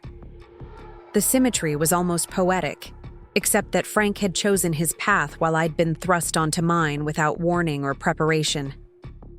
I'll do it, I said, the words coming out stronger than I'd expected. I'll cooperate with your investigation. Agent Wells nodded, and immediately her colleagues began making phone calls and consulting tablets, setting in motion a process that would transform Dorothy Richardson from abandoned wife to federal witness. Within hours, everything I'd known about my life would be replaced by a new identity, a new location, and a new purpose that centered on bringing down the criminals who destroyed my marriage. We'll need to pack quickly, Agent Wells said. Essential items only. Everything else will be handled by our team. I moved through my house like a sleepwalker, gathering clothes and medications and a few precious photographs, while federal agents secured the property and prepared for my departure. The grandfather clock in the hallway continued its steady ticking, marking the end of one life and the beginning of another. The secure facility where I spent the next 18 months was nothing like the prison I'd feared or the luxury hotel I'd hoped for. It was a nondescript apartment complex in a mid-sized city I'd never visited, where federal witnesses lived under assumed names while investigations unfolded. My new identity was Margaret Collins, a widow from Michigan who'd relocated after her husband's death. And my new life consisted of regular meetings with federal agents, detailed interviews about Frank's behavior, and long stretches of waiting for news about the investigation's progress. The other residents of the complex were people like me, civilians whose lives had been upended by criminal investigations, witnesses whose safety required complete separation from their former existence. We formed a strange community of the displaced, people who understood each other's situation without needing to discuss the details that had brought us together. Agent Wells visited me twice a week, updating me on the case's progress and asking follow-up questions about Frank's activities. The investigation had expanded beyond Ohio, encompassing criminal networks in 12 states and involving dozens of business owners who'd been recruited through romantic manipulation. Frank's information had proved invaluable in understanding the organization's structure, and his cooperation had led to arrests of several key figures in the network's leadership. Jessica Blake was arrested last month, Agent Wells told me during one of our meetings. She's been charged with conspiracy, money laundering, and racketeering. Your husband's testimony was crucial in building the case against her. Frank's testimony. My husband, who'd called me deadweight and abandoned our marriage for a criminal, had ultimately provided the evidence needed to convict the woman who'd recruited him. The irony wasn't lost on me, though it provided little satisfaction, given the destruction that had preceded this moment of justice. "What about Frank?" I asked, though I wasn't sure I wanted to know the answer. "He'll serve 3 years in federal prison," Agent Wells replied. "With good behavior, he could be released in 2 years." The judge took his cooperation into account when determining his sentence. 3 years. Less time than I'd already spent in federal protection. Less time than it would take to rebuild the life his betrayal had destroyed. But I realized that my anger toward Frank had evolved during my months in hiding, transforming from raw fury into something more complex and ultimately more sustainable. Frank Richardson had been a weak man who'd made terrible choices, but he'd also been manipulated by professionals who'd studied his vulnerabilities and exploited them with ruthless efficiency. Jessica Blake and her organization bore primary responsibility for the destruction they'd caused, while Frank was ultimately just another victim of their sophisticated criminal enterprise. The day I was released from federal protection, Agent Wells accompanied me back to Riverside to help me reclaim what remained of my former life. The house on Maple Street had been maintained by a property management company, but it felt foreign and uncomfortable when I walked through rooms that held so many memories of a marriage that now seemed like something I'd imagined rather than lived. "The organization's leadership has been convicted," Agent Wells explained as we stood in my living room. "The remaining members have scattered, and those who haven't been arrested are facing indictments in multiple jurisdictions. You're no longer in danger, Mrs. Richardson. You're free to rebuild your life however you choose. Free to rebuild my life."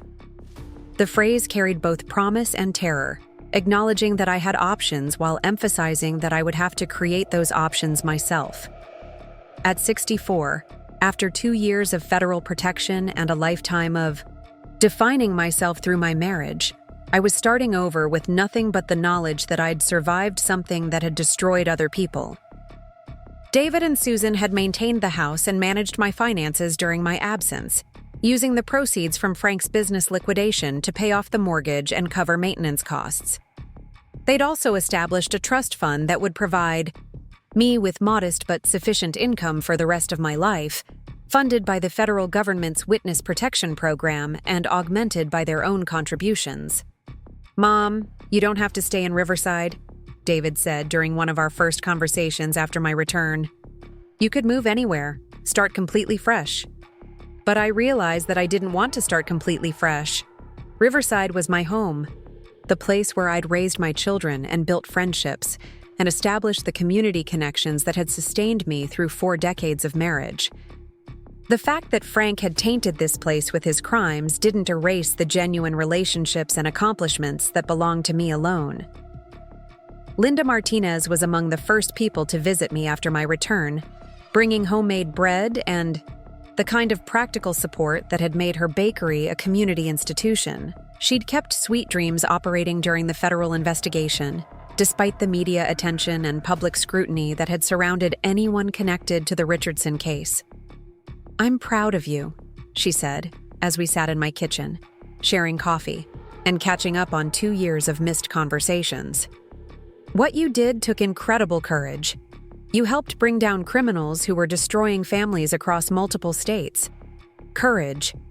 I hadn't thought of my cooperation with federal agents as courageous, had viewed it more as necessary survival than heroic action. But Linda's perspective helped me understand that I'd made choices during the investigation, had actively participated in seeking justice rather than simply enduring victimization. The trial proceedings had been extensively covered by media outlets across Ohio and beyond, turning the Richardson case into a cautionary tale about the vulnerability of small-town business owners to sophisticated criminal recruitment. My testimony had been praised by prosecutors and legal experts as articulate and compelling, helping juries understand how romantic manipulation could be used to transform law-abiding citizens into criminal accomplices. But the most significant recognition came from an unexpected source. The Federal Bureau of Investigation offered me a position as a consultant, helping them develop training materials for agents who investigate financial crimes involving romantic manipulation.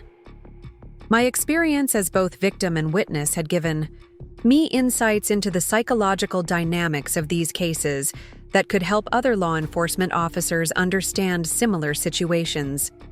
"You'd be helping other women who've been through what you experienced," Agent Wells explained when she presented the offer.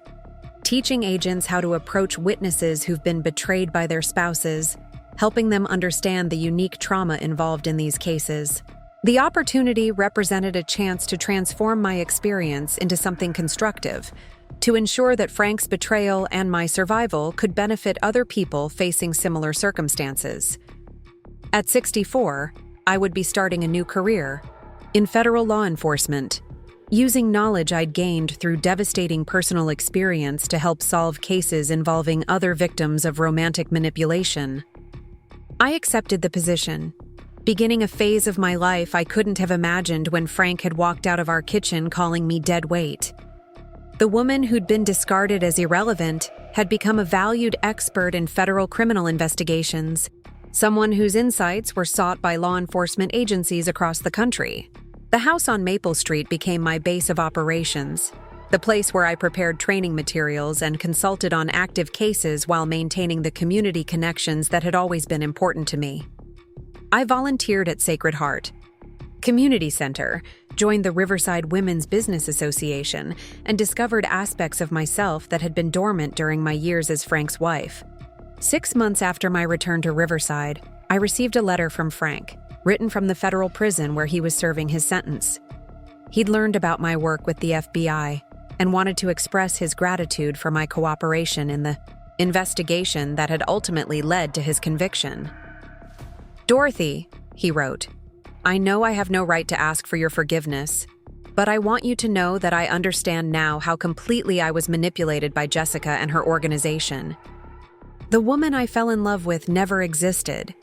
She was a persona created specifically to exploit my weaknesses and use me for criminal purposes." He went on to describe the psychological counseling he'd received in prison, the process of understanding how he'd been recruited and manipulated, the genuine remorse he felt for the destruction his choices had caused. But the letter also contained something that surprised me: admiration for the woman I'd become after his betrayal. "The FBI agents who interviewed me spoke about your work with tremendous respect," he continued. "They said you'd become one of their most valuable consultants, that your insights were helping solve cases across the country. I'm proud of you, Dorothy, proud of the strength you found after I failed you so completely." I read the letter several times, searching for traces of the man I'd married 40 years earlier, the young construction worker who'd promised to love me through better or worse. He was still there, I realized, buried under layers of poor choices and criminal manipulation, but recognizable in his genuine remorse and his pride in my accomplishments. I never responded to Frank's letter, but I kept it as a reminder of how completely a life could be transformed by circumstances beyond anyone's control. Frank had been weak and selfish, but he'd also been a victim of sophisticated criminals who'd studied his vulnerabilities and exploited them with ruthless efficiency. My role wasn't to forgive him or to maintain our relationship, but to ensure that the knowledge gained from our mutual destruction could prevent similar tragedies for other families. The woman Frank had called dead weight was gone forever, replaced by someone stronger, more independent, and more purposeful than Dorothy Richardson had ever been during her marriage. The betrayal that was meant to destroy me had instead revealed capabilities I'd never known I possessed, transforming a suburban housewife into a federal consultant whose expertise was valued by law enforcement agencies across the nation. As I sit in my kitchen today, the same kitchen where Frank announced that I was irrelevant to his future, I can see Mrs. Hoffman tending her prize-winning roses next door, just as she was on the morning after he left. But everything else has changed, including, most importantly, me. The woman who'd spent 40 years making herself small enough to fit into someone else's life had finally learned to take up space, to matter, to make a difference in ways that extended far beyond the boundaries of marriage and domesticity.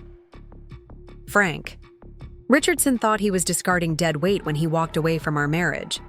Instead, he'd freed someone who would help bring down the criminal organization that had recruited him, someone whose survival and success would ultimately matter far more than his betrayal ever could.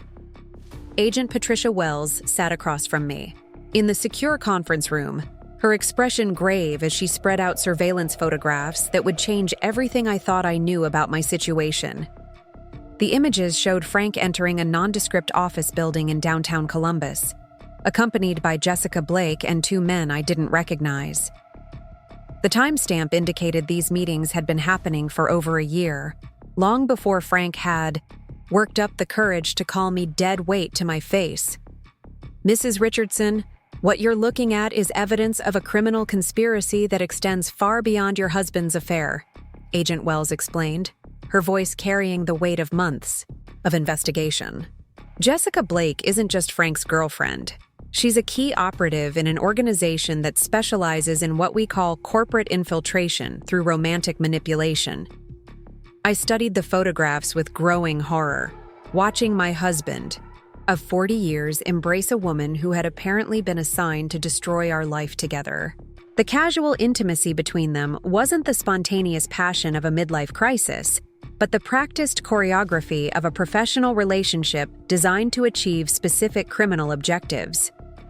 This organization targets successful business owners in small communities across the Midwest, Agent Wells continued, opening another folder filled with similar surveillance images from other cities.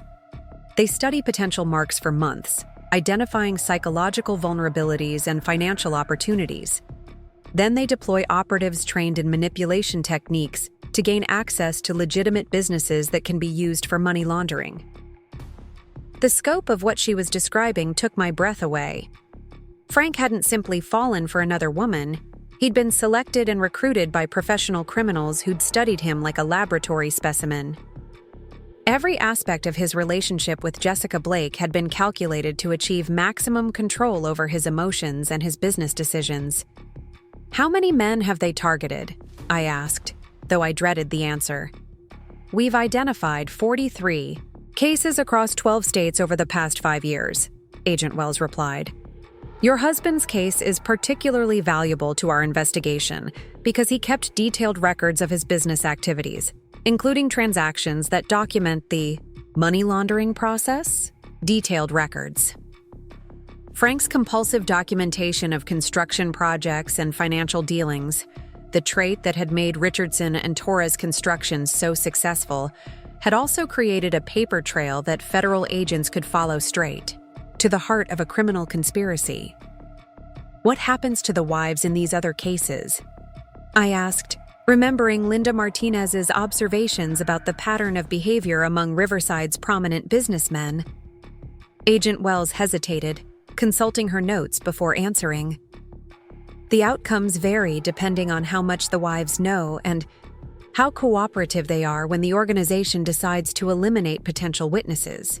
Some are simply divorced and relocated with minimal assets. Others. She didn't finish the sentence, but the implications were clear enough. Women who posed threats to the organization's security didn't simply fade into obscurity. They disappeared entirely, their fate serving as a warning to others who might consider speaking out about what they'd witnessed. They're planning to kill me, I said, the words coming out with surprising calm despite the terror coursing through my veins.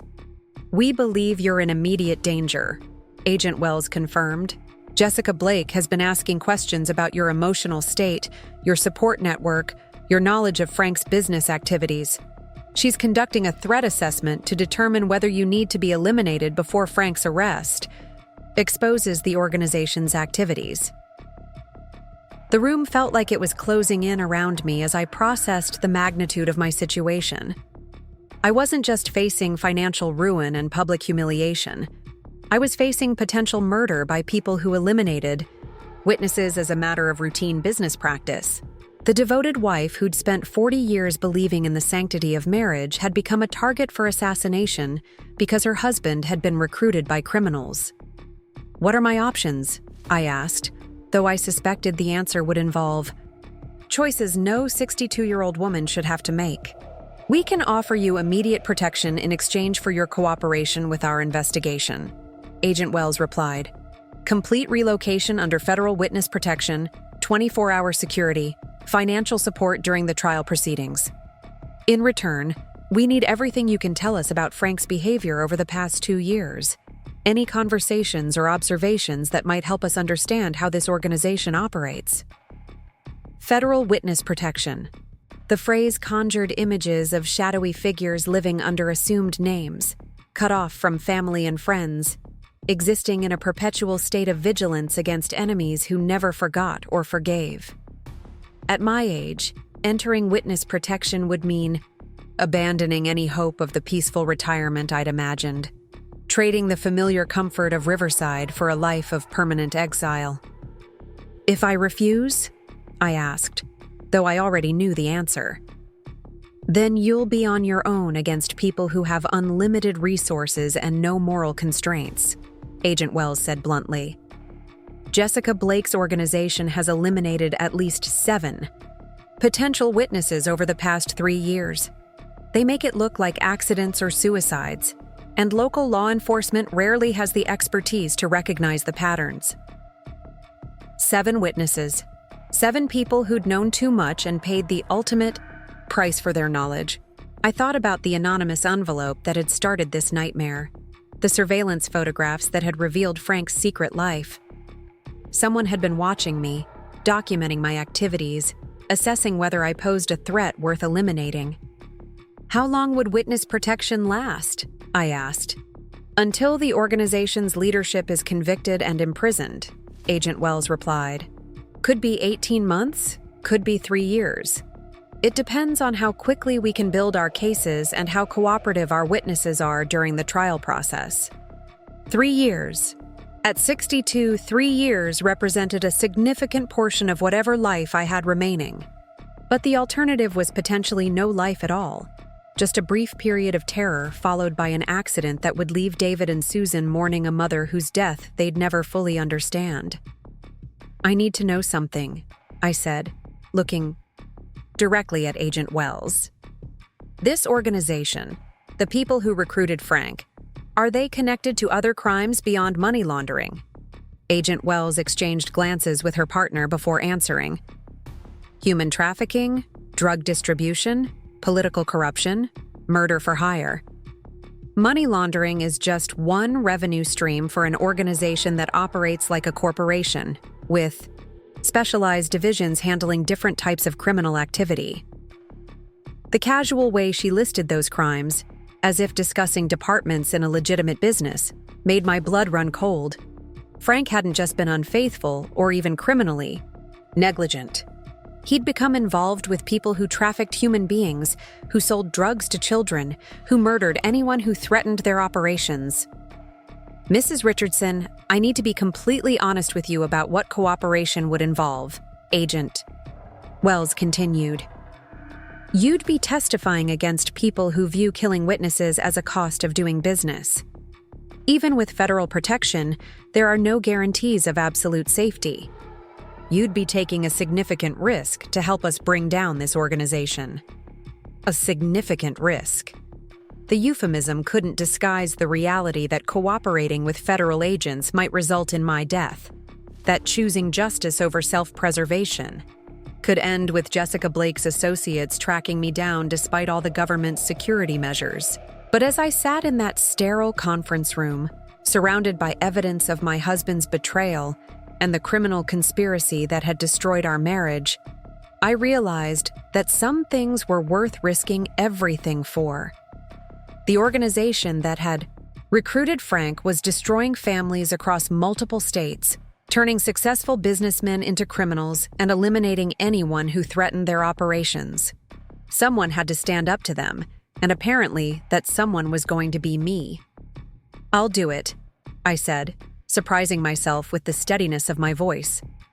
"I'll cooperate with your investigation."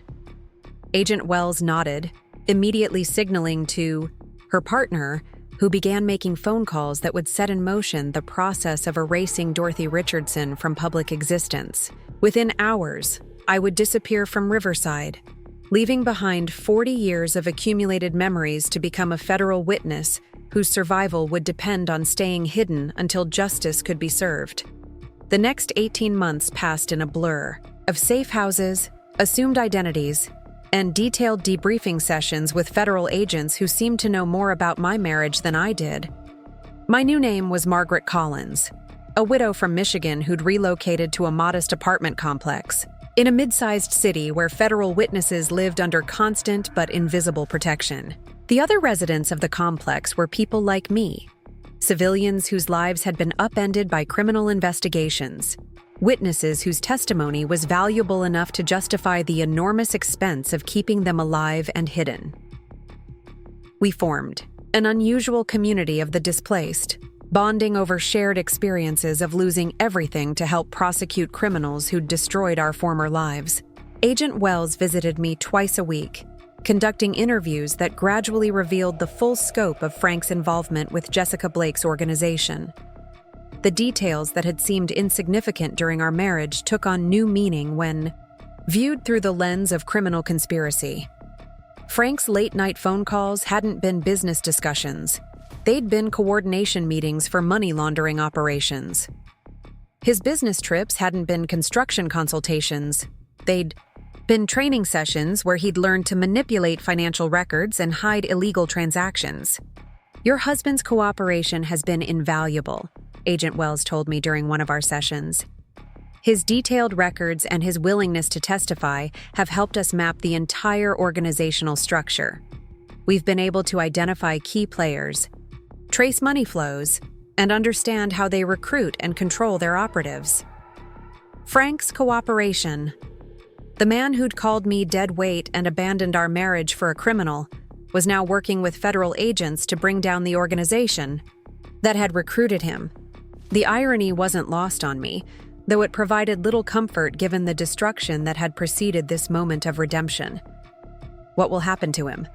I asked, though I wasn't sure I wanted to know the answer. "He'll serve time in federal prison, probably 3 to 5 years depending on his continued cooperation," Agent Wells replied.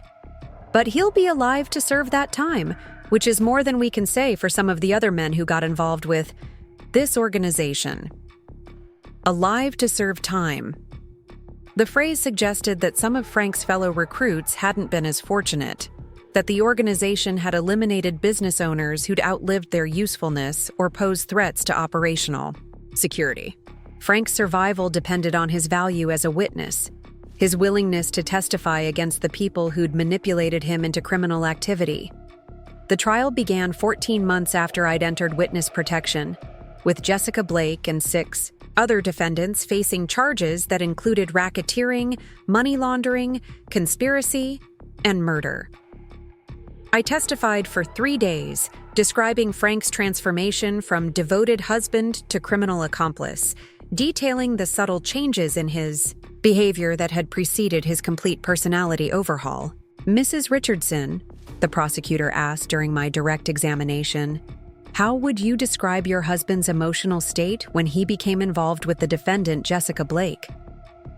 I looked across the courtroom at Jessica Blake, seeing her, clearly for the first time without the filter of betrayal and humiliation that had clouded my earlier perceptions. She was attractive, but not extraordinarily so, professionally dressed, but unremarkable in appearance.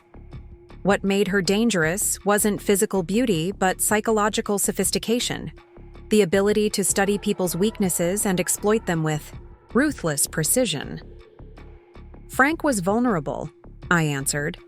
He'd been struggling with feelings of mortality, questioning whether his life had meaning beyond work and routine responsibilities. He felt invisible in our marriage, unappreciated in his business relationships, desperate to feel significant again. "And how did Ms. Blake exploit those vulnerabilities?" "She made him feel seen," I said, the words coming with surprising clarity. "She listened to him talk about his dreams and ambitions, praised his intelligence and success, made him believe that he was capable of much more than he'd achieved. She convinced him that his marriage was holding him back, that his legitimate business could be transformed into something much more profitable and exciting." The defense attorney's cross-examination was brutal, attempting to portray me as a bitter ex-wife seeking revenge against the woman who'd stolen my husband. But Agent Wells had prepared me well for their attacks, helping me understand that my credibility as a witness depended on acknowledging the complexity of Frank's situation, while clearly describing the criminal manipulation he'd experienced. "Mrs. Richardson," the defense attorney asked, "isn't it true that your marriage was failing long before my client met your husband?" "Our marriage had problems," I admitted. "But those problems made Frank vulnerable to manipulation, not deserving of criminal recruitment. Jessica Blake studied my husband's psychological weaknesses and exploited them for illegal purposes. She turned a troubled marriage into a criminal conspiracy." The jury deliberated for 6 days before returning guilty verdicts on all major charges. Jessica Blake was sentenced to 25 years in federal prison without possibility of parole. Her associates received sentences ranging from 15 to 30 years, effectively dismantling an organization that had operated across multiple states for over a decade. Frank was sentenced to 4 years in federal prison, with credit for time served and the possibility of early release for continued cooperation with ongoing investigations. The judge acknowledged his role as both perpetrator and victim, recognizing that his crimes had been committed under extraordinary manipulation, while holding him accountable for the choices he'd made. I was released from Witness Protection 3 months after the trial concluded, free to return to Riverside and attempt to rebuild a life that had been completely demolished by circumstances beyond my control. The house on Maple Street had been maintained by a property management company, but it felt foreign and unwelcoming when I walked through rooms that held 40 years of memories that now seemed to belong to someone else. David and Susan had used the federal government's Witness Compensation Fund and Frank's liquidated business assets to establish a trust that would provide me with modest but sufficient income for the rest of my life. They'd also prepared a detailed plan for my reintegration into civilian life, complete with counseling resources and support networks for people recovering from extended witness protection. "Mom, you don't have to stay in Riverside," Susan said during our first conversation after my return. "You could move anywhere, start completely fresh where nobody knows what happened." But I realized that I didn't want to start completely fresh. Riverside was my home, the place where I'd raised my children and built genuine friendships that had nothing to do with Frank's criminal activities.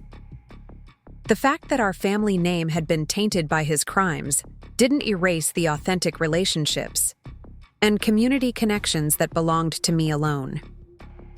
Linda Martinez was among the first people to welcome me back, bringing homemade soup and the kind of practical support that had sustained her bakery through years of economic uncertainty.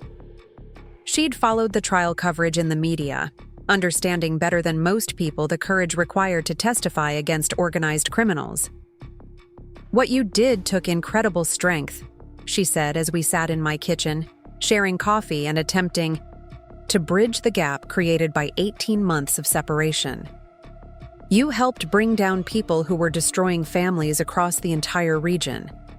That matters more than whatever gossip people might spread about your situation. The Federal Bureau of Investigation offered me a consulting position 6 months after my return to Riverside, recognizing that my experience as both victim and witness had given me unique insights into cases involving romantic manipulation and corporate infiltration.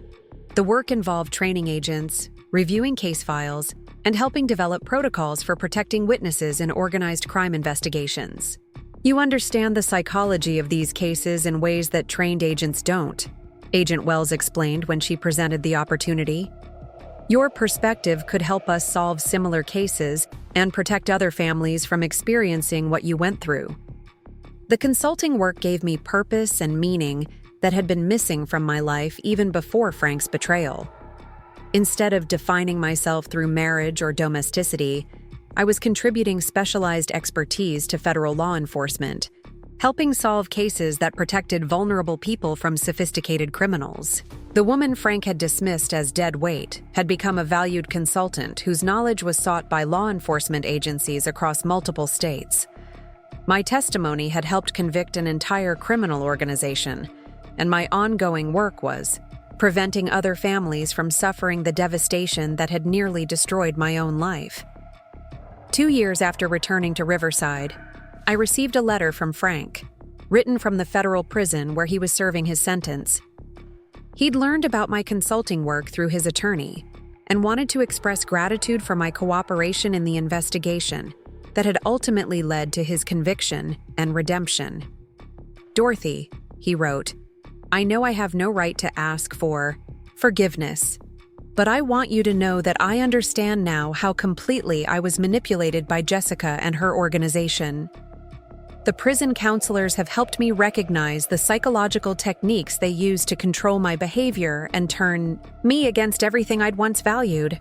He described the therapy sessions that had helped him understand his recruitment and manipulation, the gradual process of recognizing how his midlife vulnerabilities had been systematically exploited by professionals trained in psychological manipulation.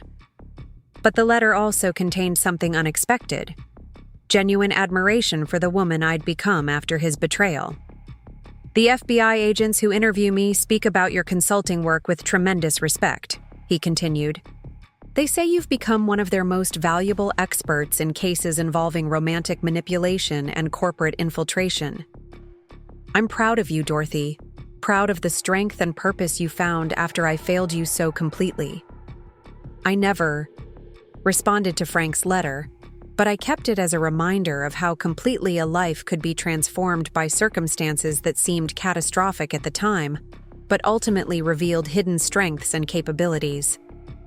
Frank had been weak and selfish, but he'd also been a victim of sophisticated criminals who'd studied his psychology and exploited his vulnerabilities with ruthless efficiency. The consulting work expanded into speaking engagements at law enforcement conferences, where I shared my experience with agents and prosecutors handling similar cases. My presentations focused on recognizing the signs of romantic manipulation, understanding the psychological impact on victims' families, and developing effective strategies for protecting witnesses in organized crime investigations. The woman these criminals targeted for elimination became the expert who helped develop the techniques that bring them to justice, I would tell audiences of federal agents and local prosecutors. They thought they were disposing of a liability, but they actually created their most effective opponent. As I sit in my home office today, reviewing case files for the Federal Bureau of Investigation and preparing training materials for agents, across the country I can see Mrs. Hoffman tending her prize-winning roses next door, just as she was on the morning after Frank left. But everything else has changed. Most importantly, my understanding of my own worth and capabilities. The devoted wife who'd spent 40 years making herself small enough to fit into someone else's vision of domestic perfection had discovered strengths she'd never known she possessed. The woman Frank had called dead weight had become indispensable to federal law enforcement. someone whose expertise was protecting other families from the criminals who'd destroyed her own marriage. Frank Richardson thought he was eliminating a problem when he walked away from our marriage and into Jessica Blake's criminal conspiracy. Instead, he'd freed someone who would help bring down the entire organization that had recruited him. Someone whose survival and success would ultimately matter far more than his betrayal ever could. The greatest victory wasn't the prison sentences or the financial compensation or even the professional recognition. The greatest victory was discovering that Dorothy Richardson had always been someone worth preserving, someone capable of extraordinary things when circumstances demanded extraordinary responses. Up next, you've got 2 more standout stories right on your screen. If this one hit the mark, you won't want to pass these up. Just click and check them out.